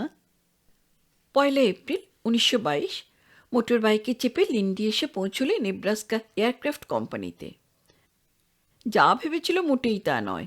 ছোট্ট কোম্পানি, মালিক রে পেজ রীতিমতো সন্দেহভাজন ব্যক্তি। লিন্ডবার্গ নিজের পরিচয় দিতেই সে দক্ষিণ হস্তটি প্রসারিত করে দিল। করমর্দনের জন্য নয়, গ্রহণের মুদ্রায়। বললে, প্রতিশ্রুত $500 100 আগাম দেওয়া আছে, বাকি 400।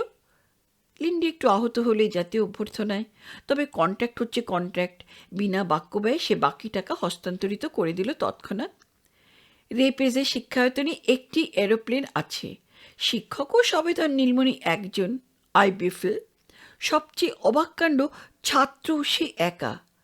বিফল ছিল US আর্মি এয়ার কোরে পাইলট, যুদ্ধান্তে বেকার বসেছিল, এই কোম্পানিতে শিক্ষকতার কাজে ধরেছে। মুশকিল হচ্ছে, এই যুদ্ধে ওর প্রাণের বন্ধুটি ওর চোখের সামনেই নিহত হয়, আর তারপর থেকে বেচারি স্নায়ুতন্ত্রে কি একটা বখেরা দেখা দিয়েছে। তাই বিফল পারতপক্ষে আকাশে উঠতে চায় না। ভাবখানা, জমিতে দাঁড়িয়ে যা শিখতে চাও এসো না, তা সব শিখিয়ে দিচ্ছি, আবার আকাশে উঠতে চাও কেন বাপু? শিক্ষানবিশের জন্য দেও $500 তো প্রথমেই দেওয়া হয়ে গেছে, এখন আর উপায় কি? বিফলকে ধরেই ব্যাপারটা শিখে নিতে হবে। লিন্ডিও নাছোড়বান্দা, অগত্যা ওকে নিয়ে মাঝে মাঝে আকাশে উঠতে হচ্ছিল বিফলকে। মাস কতক এভাবেই গেল। ততদিনে 8 ঘন্টা আকাশে চড়বার কথা লেখা হয়েছে লিন্ডির খাতায়, একা নয়, শিক্ষকের সঙ্গে। এবার সে ধরে পড়ল ওকে একলা আকাশে যেতে দিতে হবে, যাকে বলে সোলো ফ্লাইট। বিফল বললে, একা উঠতে চাও, কত উড়বে? ওড়ো না বাপু। তা আমাকে কেন? প্লেনের মালিক রে পেজ, তার অনুমতি পেলেই উঠতে পারো। না, কিন্তু তুমি সুপারিশ না করলে সে আমাকে প্লেন ছেড়ে দেবে কেন? আরে শোনো, আমি সুপারিশ করলেও দেবে না। তুমি তো কিচ্ছু খবর রাখো না। রেপেজের ব্যবসা মোটেই চলছিল না, সে তলে তলে প্লেনটা বেচে দিয়েছে। আগামীকালই আসবে দেখো না ক্রেতা ডেলিভারি নিতে। সে কি, শর্ত অনুযায়ী আমার শিক্ষা সমাপ্ত না হতেই? আরে শেখা তো তোমার হয়েই গেছে, কেন ফালতু ফালতু ঝামেলা করছো? যাও না, ঘরের ছেলে ঘরে ফিরে যাও না। তার মানে একবারও সোলো ফ্লাইট হয়নি তো আমার? বিফল বললে, দেখো ছোকরা, আমার পিছনে এমন ঘ্যান ঘ্যান করো না। চুক্তি তোমার আমার সঙ্গে হয়নি, যার সঙ্গে হয়েছে তার সঙ্গে বোঝাপড়া করোগে, যাও। রাগে আগুন হয়ে তার সঙ্গে ফয়সালা করতে গেল লিন্ডি, কিন্তু রে পেজ নির্বিকার। বললে, সত্য ছিল তোমাকে প্লেন চালানো শেখাতে হবে, তা আমরা শিখিয়ে দিয়েছি। প্লেন নিয়ে একা যদি উঠতে চাও তাহলে প্লেনের দামটা আগে জমানত রাখতে হবে। লিন্ডি বুঝল কি জাতীয় ব্যবসাদারের পাল্লায় সে পড়েছে। পরদিন সত্যিই এলেন সেই খরিদ্দার ভদ্রলোক। রোডস্টার গাড়িটাকে হ্যাঙ্গারের কাছে পার্ক করে নেমে এলেন এয়ারফিল্ডে। মাঝবয়সী ভদ্রলোক, কেতাদুরস্ত সাজ পোশাক। নামটা আগেই শুনেছিল, এরেল্ড বাহাল। তিনিও বৈমানিক। শহরে গ্রামে গঞ্জে প্লেন চালিয়ে দেখান। নানান কসরত দেখিয়ে টাকা রোজগার করেন। লিন্ডি বেশ বুঝতে পারে কোনো ক্রমে ওই ভদ্রলোককে তোয়াজ করে ওর দলে যদি ভিড়ে পড়তে পারে তাহলেই ওর স্বপ্ন সফল হবার কিছুটা সম্ভাবনা থাকে। না হলে তার বিহঙ্গ বাসনা কোনোদিনই সফল হবে না। ভদ্রলোক বিমানটাকে খুঁটিয়ে পরীক্ষা করে বললেন, ঠিক আছে। পাশেই দাঁড়িয়েছিল লিন্ডি। বললে, স্যার, আমাকে আপনি দলে নেবেন স্যার? ভদ্রলোক মাথা নেড়ে বললেন, না বাপু, আমার কোনো লোকের দরকার নেই। লিন্ডি পুনরায় বলে, মাইনে দিতে হবে না স্যার, খোরাকিও নয়, মানে। ভদ্রলোক চলতে শুরু করেছিলেন, একথায় থমকে দাঁড়িয়ে পড়েন। বলেন, ব্যাপারটা কি হে ছোকরা? মাইনে চাও না, খোরাকি চাও না, তবে আমার দলে ভিড়ে পড়বার উদ্দেশ্যটা কি? সুযোগ বুঝে আমার ক্যাশ ছিনতাই? এতক্ষণে যার সঙ্গে কথা বলছেন তার দিকে পূর্ণ দৃষ্টিতে তাকিয়ে দেখেন এবং দেখে তখনই মুগ্ধ হয়ে যান। সুন্দর মুখে সর্বত্র জয়।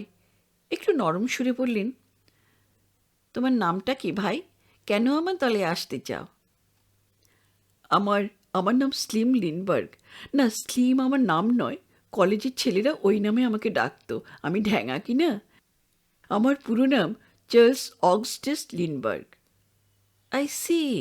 কিন্তু ওই নামে একজন কংগ্রেসম্যান ছিলেন না? হ্যাঁ হ্যাঁ হ্যাঁ, তিনি আমার বাবা। তিনি সিএ লিনবার্গ সিনিয়র, আমি জুনিয়র। তা কিন্তু তুমি এভাবে সার্কাসের দলে আসতে চাইছো কেন? তুমি তো বড় লোকের ছেলে। আমি আমি বৈমানিক হতে চাই স্যার। কলেজ থেকে নাম কাটিয়ে এখানে শিক্ষানবিশ হয়েছিলাম। আমার যা কিছু সঞ্চয় $500 এদের দিয়ে দিয়েছি, কিন্তু এরা এই প্লেনটা আপনাকে বেচে দিচ্ছে আমার শিক্ষা শেষ হবার আগেই। এরেল্ড বাহল বললেন, দেখো ভাই, আমার লোকে সত্যিই কোনো প্রয়োজন নেই, কিন্তু মাহিনা বা খোরাকে যদি না চাও তা ভালো কথা। কী কাজ জানো তুমি? এখনও আমার সোলো ফ্লাইট হয়নি, তবে যন্ত্রপাতির কাজ আমি ভালোই জানি। মোটর গাড়ির মেকানিজম সব জানি। আপনার ড্রাইভার, ক্লিনার, মায়ের ঘরদোর সাফা করা সব কাজই করতে রাজি আছি আমি। শুধু ওড়াটা স্যার, আমাকে ওড়াটা শিখিয়ে দিন। বাহাল বললেন, তুমি তো নেহাত নাছোড়বন্দা হে ছোকরা। বেশ, ভিড়ে পড়ো আমার সার্কাসের দলে, দেখি ভাগ্য তোমাকে কোথায় নিয়ে যায়। এক গাল হাসলে লিন্ডি, যে হাসি এককালে স্বনামে বিখ্যাত হয়েছিল মার্কিন মুলুকে। জিয়ামুলের কথা তখন পশ্চিমখণ্ডে এরোপ্লেন ছাড়া কোনো মেলা বা কার্নিভ্যাল অসম্পূর্ণ বলে মনে করা হতো। এক জাতির বৈমানিক সে যুগে পয়দা হয়েছিল যাদের বলে বার্ন স্টর্মিং পাইলট। তারা প্লেন নিয়ে আকাশে উঠে নানান কসরত দেখাতো। তারপর মেলার একান্তে রাখা হতো প্লেনটা। আমেরিকা হলে $5, ইংল্যান্ডে হলে 5 শিলিং দিয়ে টিকিট কেটে শহরগঞ্জের মানুষ আধ ঘন্টার জন্য আকাশে উড়ে বেড়াতো। একবার শহরগঞ্জে এত ভিড় হতো যে বিমান চালককে সকাল থেকে সন্ধ্যা পর্যন্ত একভাবেই প্লেন চালাতে হতো। এছাড়া আকাশে কসরত দেখানো ছিল এক জাতের বিলাস। ইউরোপে যে বৈমানিক সে আমলে এভাবে কসরত করে দেখাতো এবং এরকম কসরত করে দেখিয়ে সবচেয়ে বেশি রোজগার করতেন, তার নামটা সবাই জানে। ওই কসরতের জন্য নয়, অন্য কারণে। তিনি স্বনামধন্য হেরম্যান গোয়েরিং। পরবর্তীকালে যিনি হয়েছিলেন বিশ্বত্রাস হিটলারের দক্ষিণ হস্ত। এলেন বাহল ছিলেন একজন সুদক্ষ বৈমানিক। শহরগঞ্জে ঘুরে ঘুরে নানান কসরত দেখাতেন তিনি এবং জয়রাইডের টিকিট বেচে মানুষের বিহঙ্গ বাসনা চরিতার্থ করবার অবকাশে নিজের ব্যাংক ব্যালেন্সটাকে বর্ধিত করতেন। লিন্ডিকে নিয়ে লম্বা ট্যুরে বার হলেন তিনি, নেব্রাস্কা, কানকাস, কলোরাডো হয়ে সান ফ্রান্সিসকোর দিকে। অচিরেই লিন্ডি তার প্রিয়পাত্র হয়ে উঠল। ছোকরা সর্বঘটে আছে, সারাদিন খাটছে, ঝাড়পোছ করছে আকাশযান, তেল দিচ্ছে যন্ত্রে, টুকটাক মেরামতি লেগেই আছে। আবার মেলাতলায় কোথাও কিছু নেই, টুলটা টেনে নিয়ে তাল ঢেঙা লোকটা চোঙা মুখে হাঁকার পাচ্ছে, আইন আইন বাবু মশাইরা, আইন মা লক্ষ্মীরা, $5 সেফ বনকে চিড়িয়া বনে যান। সবাই যেমন দেখে, লিন্ডিও ছেলেবেলা থেকে একটা অদ্ভুত স্বপ্ন দেখত। একটা খাড়া পাহাড় থেকে সে পড়ে যাচ্ছে, পড়ছে, পড়ছেই, হু হু করে নিচের দিকে পড়ছে। এ স্বপ্ন আমরা সবাই দেখেছি, কেন দেখি তা তো জানি না, কিন্তু লিন্ডির ধারণা ছিল বাইরে ও যতই বেপরোয়া সাহসী হোক, সবার অজান্তে ওর মনের গভীরে ভীতু লিন্ডি মুখ লুকিয়ে বসে আছে। সে ভয়ে কাতুরে অবচেতনবাসীটা ওর জন্মশত্রু। কাউকে কখনো তার কথা বলেনি, কিন্তু নিজে তো জানি। একদিন সে এসে বাহালকে বললে, স্যার, আমার একটা প্রস্তাব আছে, আমি একটা কসরত দেখাবো। আপনি যখন প্লেন নিয়ে শহরের উপর দিয়ে উড়ে যাবেন, তখন আমি ককপিট থেকে বেরিয়ে প্লেনের ডানার উপর হেঁটে চলে বেড়াবো। বাহিল অবাক হয়ে বলেন, কেন, তাতে কোন চতুর্বর্গ লাভ হবে? বিজ্ঞাপন, বিজ্ঞাপন, লোকে দেখবে, মেলায় ভিড়টা জবর হবে। বাহাল অবাক হলেন, আরে ছোকরা পাগল নাকি? মুখে বললেন, বেশি ঝুঁকি নিও না বাপু। যে কথা সেই কাজ, অবচেতন মনের ভিতরটা নাকের ডগায় বুড়ো আঙ্গুল নেড়ে লিন্ডি সে কসরত দেখালো।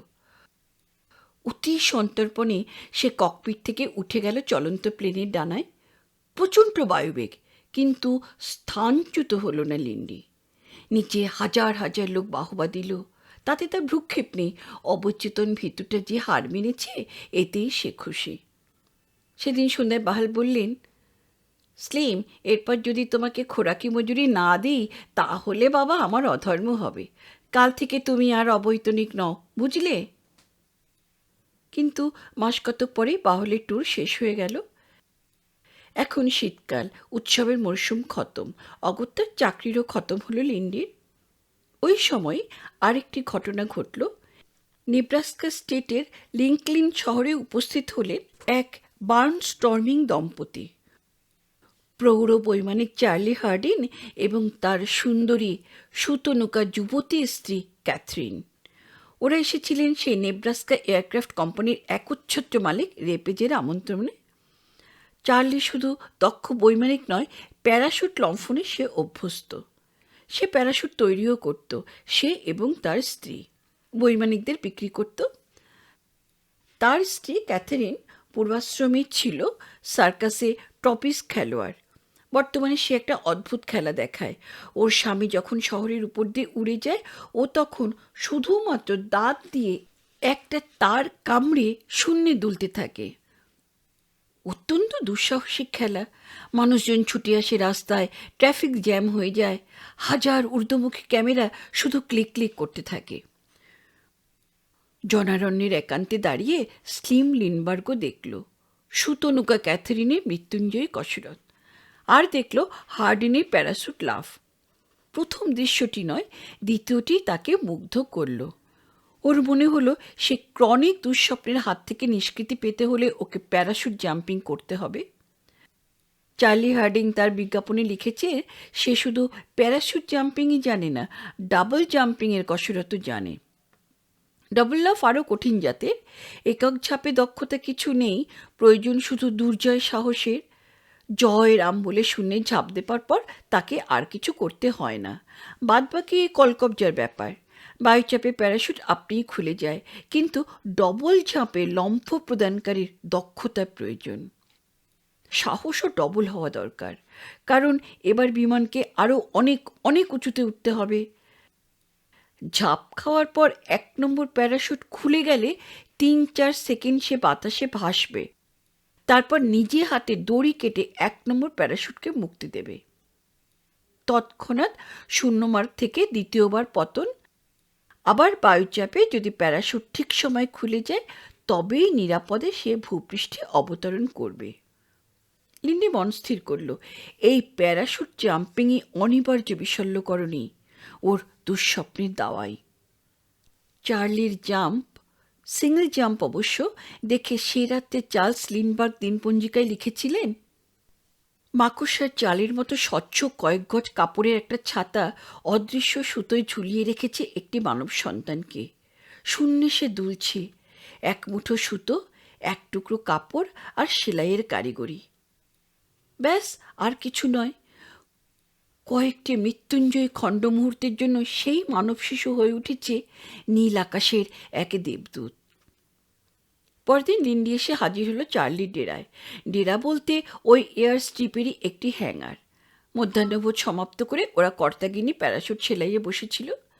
চারিদিকে মসলিনের টুকরো, সুতো, দড়ি। এক কোণায় ক্যাথরিন একটা সেলাইয়ের পাকল চালাচ্ছে। লিন্ডি ঘরে ঢুকে মাথা থেকে টুপিটা খুলে হাসল, সেই বিখ্যাত লিন্ডবার্গ স্মাইল। চার্লি মুখ তুলে চাইল। ক্যাথরিনের সেলাই কল নির্বাক হয়ে গেল। গুড আফটারনুন, আমার নাম স্লিম লিন্ডবার্গ, একটা প্রয়োজনে এসেছিলাম। বলুন, কি করতে পারি আমরা? কাল আপনি যখন লাভ দেন তখন আমি দেখেছি, আমি অভিভূত। ভ্রুকুঞ্চিত হলো ক্যাথরিনের। লিন্ডি যেন তাকে দেখতেই পাচ্ছে না। আজ না পাক, কিন্তু গতকালকেও কি সে দেখেনি উড়ন্ত আকাশযানের তলায় ঝুলন্ত একটি নারী দেহ? ট্রপিস খেলোয়াড়দের খাটো চলি আর আঁটো জাঙিয়ায় যার যৌবন নীল আকাশের মর্মমূলে বিদ্ধ হয়েছিল। থ্যাঙ্কস ফর দ্য কমপ্লিমেন্টস, সে কথাই কি জানাতে এসেছেন? বললে চার্লি। না না না, সে কথার জন্য নয়, আমিও ওইভাবে লাফাতে চাই। মানে ঠিক ওইভাবে নয়, আমি চাই ডাবল জাম্প। এবার চার্লির ভ্রুতেও জেগেছে কুঞ্চন। গম্ভীরভাবে সে বললে, ডাবল জাম্প? এর আগে কতবার সিঙ্গেল জাম্প লাফিয়েছেন? আবার লিন্ডবার্গ স্মাইল। না মানে, আমি কখনো প্যারাশুট জাম্প করিনি। দৃঢ়ভাবে মাথা নাড়ল চার্লি। তবে তো ডবল জাম্পের প্রশ্নই ওঠে না, মাই ডিয়ার। আপনার আপত্তিটা কিসের? রিস্ক তো আমার। আর স্থির থাকতে পারল না ক্যাথরিন। স্বর্গ থেকে গ্রিক দেবতা অ্যাপোলো মর্তে নেমে এসে হঠাৎ কেন প্রথমে দ্বৈত লম্ফনের ঝুঁকি নিতে চাইছে, এইটা জানবার কৌতূহলটাই প্রবল হলো তার কাছে। উঠে দাঁড়ালো, এক পা এগিয়ে এসে বললে, গুড মর্নিং, আমার নাম মিসেস ক্যাথরিন হার্ডিন। জানি, কালকে আপনারও কসরত দেখেছি। ও তাই নাকি? কিন্তু একটা কথা বুঝিয়ে বলুন তো, হেলে ধরার আগেই আপনি কেন কেউটে ধরতে চাইছেন? আবার সেই বিচিত্র হাসির আলিম্পনে উদ্ভাসিত হয়ে উঠল চার্লস লিন্ডির 21 বছরের তারুণ্য। বললে, আমি যে নিজের সঙ্গে নিজে বাজি ধরে বসে আছি। তোলপাড় করে উঠল ক্যাথরিনের হৃদয়। সামলে নিয়ে বললে, নিজের সঙ্গে বাজি? সেটা কী রকম? কিসের বাজি সেটা? এক বোতল শ্যাম্পেন। জিতলে আমি আমাকে এক বোতল শ্যাম্পেন উপহার দেব, আর হারলে এক বোতল শ্যাম্পেন উপহার দেব আমাকে আমি। চালিয়ে বললে, হিসেবটা একটু গলতি আছে ভাই। হারলে তুমি আর তোমার কফিনে এক বোতল শ্যাম্পেন। আহ, চুপ করে তুমি। মাঝপথে স্বামীকে থামিয়ে দেয় ক্যাথরিন। পরদিন পরন্ত বেলায় লিন্ডি এসে হাজির হলো ওদের হ্যাঙ্গারে। বললে, বিমানক বৈমানিককে সে হাজির করেছে, এবার সে প্যারাশুট জোড়া ডেলিভারি নেবে। চার্লিও তৈরি। ওরা বেরিয়ে এলো বাইরে। লিন্ডি উঠে বসলো ককপিটে। চার্লি আর তার স্ত্রী রইল মাটিতে। 2 বান্ডিল প্যারাশুট নিয়ে লিন্ডি উঠে গেল আকাশে। ডবল জাম্পে অনেকটা উঁচুতে উঠতে হবে। পাক খেতে খেতে বিমানটা যখন 2000 ফুট উঠেছে, তখন বিমান চালক ওকে ইঙ্গিত করল। 2 বান্ডিল প্যারাশুট নিয়ে লিন্ডি হামাগুড়ি দিয়ে উঠে এলো বিমানের ডানায়। 2000 ফুট নিচে মানুষজন দেখা যাচ্ছে না, বাড়িঘর খেলাঘরের মতো। বিসর্পিল রেখা একটা নদীর আভাস। প্রচণ্ড বাতাসে ওর নিঃশ্বাস বন্ধ হয়ে আসছে। একটা চোখ খুলে রেখেছে পাইলটের দিকে। কয়েক সেকেন্ড পরে বৈমানিক ইঙ্গিত করল। ঠিক তখনই মনে হলো লিন্ডির, ওর অন্তর্বাসী সেই কাপুরুষটা বলে উঠল, না। প্রচণ্ড একটা ঘুষি মারল লিন্ডি সেই অবচেতনবাসীর নাকে, অর্থাৎ লাফ দিল মহাশূন্যে। ঠিক স্বপ্নে যা দেখে। ও পড়ছে নিচে পড়ছে, জোরে, আরো জোরে, বিদ্যুৎ বেগে। হঠাৎ, আহ, কি আরাম! মাথার উপর খুলে গেছে 1 নম্বরই ছাতা। কি আশ্চর্য! লিন্ডি ভাসছে, মেঘের মতো, কাপাসের তুলোর মতো, স্নোফ্লেকের মতো। কি আরাম! প্যারাশুট জাম্পারের কাছে এ প্রাপ্তির আনন্দ ডার্বি সুইপ জেতার চেয়েও অনেক বেশি। লিন্ডি এখন অনন্তকাল এভাবে বাতাসে ভাসতে রাজি। বিদ্যুৎ চমকের মতো মনে পড়ে গেল, কি কথা ছিল, প্রথমবার ছাতা খুলে যাবার পর সে মনে মনে 10 গুনবে এবং 10 গোনার সাথে সাথে প্রথম ছাতার দড়ি কেটে দেবে। তাহলে দ্বিতীয় প্যারাশুট নিরাপদে খুলবার সময় হাতে থাকবে। কিন্তু সে তো কিছুই গোনেনি। কতক্ষণ ভাসছে সে? ভূপৃষ্ঠ থেকে এখন যা দূরত্ব, তাতে প্রথম প্যারাশুটটার দড়ি কাটাকে নিরাপদ? কে বলে দেবে ওকে দড়িটা কাটবে? ঠিক তখনই ওর অন্তর্বাসী ভীরুটা দ্বিতীয়বার চিৎকার করে উঠল, না! তৎক্ষণাৎ মন স্থির করল লিন্ডি, মরতে হয়তো মরবে, তা বলে ওই ভীরু কাপুরুষটার কাছে কিছুতেই হার স্বীকার করবে না। পকেট থেকে ছুরিটা বার করে নির্মম হস্তে সে কেটে ফেলে দিল 1 নম্বর ছাতাটা।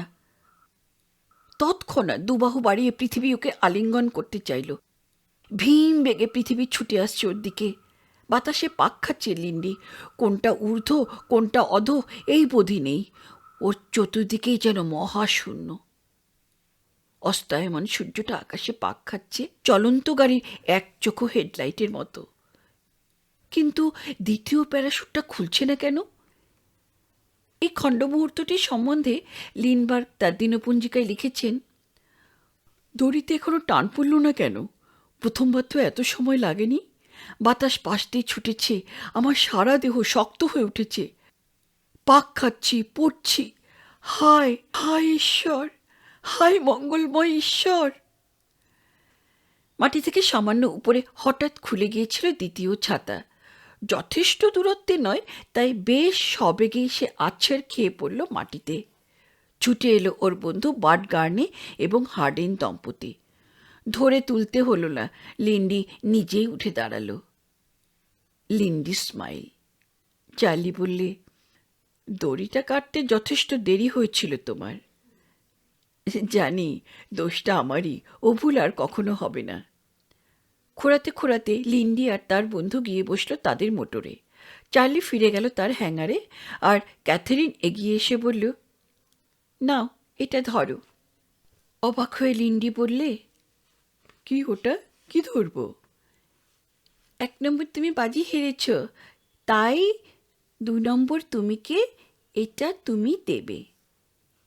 ম্যাগনাম সাইজ 1 বোতল ফরাসি শ্যাম্পেন। সেই শ্যাম্পেল বিশল্যকরণী সেবনের পর চার্লস লিনবার্গ সারা জীবনে আর পতনে দুঃস্বপ্ন দেখেননি। এরপর বেশ কিছুদিন সে নানান সার্কাস দলে, অর্থাৎ গগনচারী বার্নস্টর্মিং দলের কসরত দেখিয়েছে। ওর নামই হয়ে গেল ডেয়ার ডেভিল লিনবার্গ, বেপরোয়া লিনবার্গ। লিন্ডি ক্যাথেরিনের কসরত দেখিয়েছিলেন কয়েকবার, অর্থাৎ উড়ন্ত প্লেনে দাঁত দিয়ে ঝুলন্ত মানুষ। সবচেয়ে অবাক করা খবর, কিউপিড লিঞ্চ নামে একজন বৈমানিক লুপিং দ্য লুপ করতেন। তার কাছে এসে লিন্ডি একটা অদ্ভুত প্রস্তাব পড়ল। আচ্ছা, লুপিং দ্য লুপ কী ব্যাপার সেটা একটুখানি বলা যায়। এটা হলো যে দেখা যায় আকাশে পাইলট ডাইনে বাঁয়ে মোড় নিতে আর হেলতে কিংবা উপরে নিচে উঠতে বা নামতে পাইলটকে 2 হাত বা 2টি পায়ের কাজ একই সঙ্গে করতে হয়। এছাড়া তাকে কানে শুনতে হচ্ছে রেডিও নির্দেশ, চোখে দেখতে হচ্ছে নানান ইন্ডিকেটরের রিডিং, মস্তিষ্ক সজাগ রাখতে হচ্ছে প্রতিটি মুহূর্তে। তার উপর যদি বলা যায় শূন্যের ডিগবাজি খেতে হবে, তাহলে অবস্থাটা কী দাঁড়ায়? ডিগবাজি খাওয়ার অর্থ এই উঠছে, এই মুহূর্তে উল্টে যাচ্ছে, পর মুহূর্তে আবার উল্টে যাচ্ছে। হাত পায়ে কেরামতি প্রতি মুহূর্তে বদলাতে হবে, এবং এমনও হবে যখন শির পা উল্টে থাকে, ভাবলেই হাত পা পেটের ভিতর সেঁধিয়ে যায়। সব মানুষ তো সাঁতার জানে না, সাঁতার তাকে কষ্ট করে শিখতে হয়। এদিকে সব পাখি কিন্তু আকাশে উঠতে পারে, এমু বা উট পাখিদের কথা আলাদা। কিন্তু মানুষ চিত সাঁতার কাটতে পারে, কিন্তু কোনো পাখি আকাশে চিত হয়ে ভাসতে পারে না। কারণটা কি? কারণটা হলো পাখিদের দেহের ভারকেন্দ্র শরীরের এত নিচের দিকে যে আকাশে ওরা চিত হয়ে থাকতে পারে না। ওদের ডানা আর দেহের গড়ন এমন যে ওরা শুধু উপর হয়ে আকাশে ভাসতে পারে। এরোপ্লেন বস্তুত এই পাখিদের অনুকরণেই তৈরি। পাখির মতোই সে উঠতে শিখেছে, তাই এরোপ্লেনের ভারকেন্দ্র তার দেহের নিচের দিক ঘেঁষা। অসংখ্য পাখিদের মধ্যে গিরিবাজ লক্কা পায়রা যেমন এক ব্যতিক্রম, খণ্ড মুহূর্তের জন্য আকাশে চিত হয়ে সে ডিগবাজি খেতে পারে, তেমনি গতিবেগ প্রচণ্ড হলে এবং বৈমানিকের যথেষ্ট দক্ষতা থাকলে সেও আকাশে প্লেনটাকে ডিগবাজি খাওয়াতে পারে। তাকেই বলে লুপিং দ্য লুপ। কিন্তু না, লিন্ডি কিউপিড লিঞ্চের কাছে এই লুপিং দ্য লুপের প্রস্তাব করল না। সে একটা অদ্ভুত প্রস্তাব করল। কিউপিড লিঞ্চকে সে বললে, তুমি যখন লুপিং দ্য লুপ করবে তখন আমি বসে থাকব নিরবলম্বভাবে ওই প্লেনের ডানায়। এবং সেটাই সে দেখিয়েছিল উইয়োমিংয়ের একটি মেলায়। এতদিনে লিনবার্গ একজন দক্ষ বৈমানিক। টাকা পয়সা জমিয়ে সে ইতিমধ্যে একটা প্লেনও কিনে ফেলেছে। 90 অশ্বশক্তির একটি কার্টিস জেনি প্লেন। ঘন্টায় সেটা সর্বোচ্চ 70 মাইল বেগে চলতে পারে।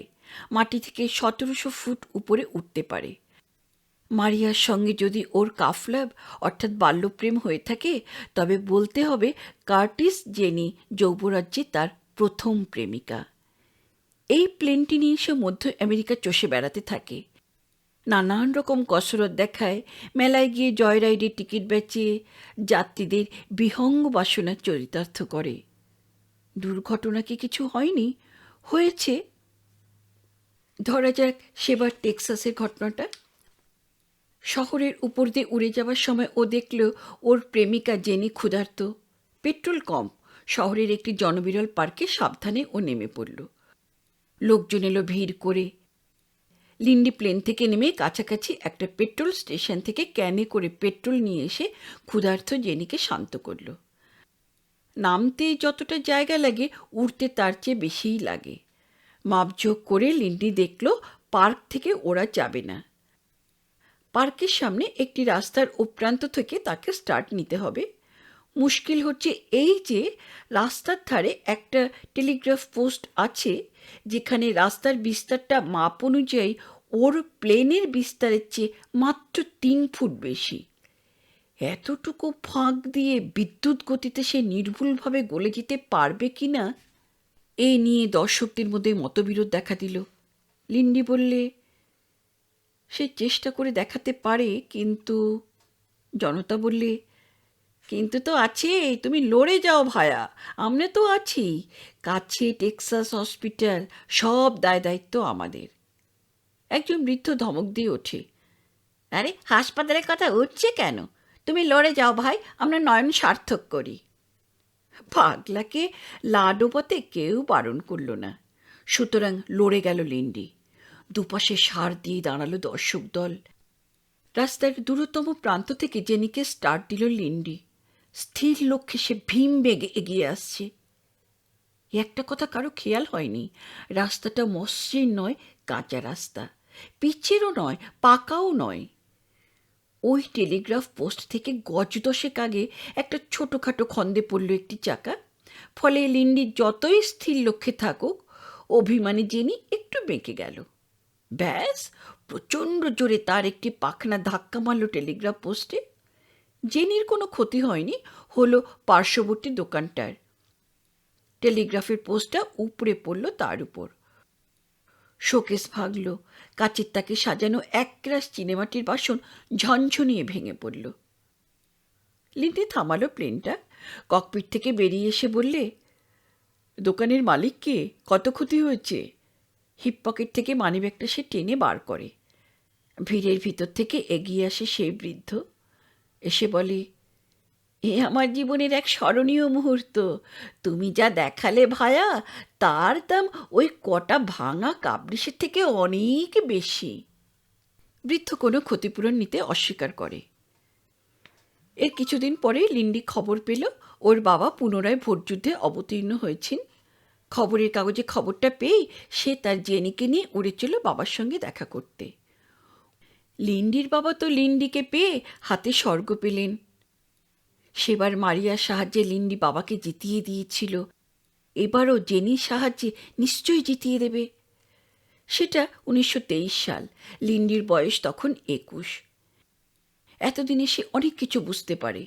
সে এতদিনে জেনেছে কেন সেবার ওরা গাড়ি নিয়ে ক্যালিফোর্নিয়ায় গিয়েছিল। এবার সে দুর্ঘটনা সে কিছুতেই হতে দেবে না। এবার বাপিকে সে জিতিয়ে দেবেই। শুধু তাই নয়, এবার বাপির বিজয় উৎসব পালন করতে হোস্টেস হতে হবে ইভানজেলিন ল্যান্ডলজ লিন্ডবার্গকে। সোজা কথায় সে মামুনিকে আর একা একা লিন্ডবার্গ ভিলায় থাকতে দেবে না। দুজনেরই যথেষ্ট বয়স হয়েছে, একে অপরের উপর নির্ভরশীল হলেই এ বয়সে শান্তিতে থাকবেন। অন্তত সেজন্য বাপিকে এবার নির্বাচনে জয়যুক্ত হতেই হবে।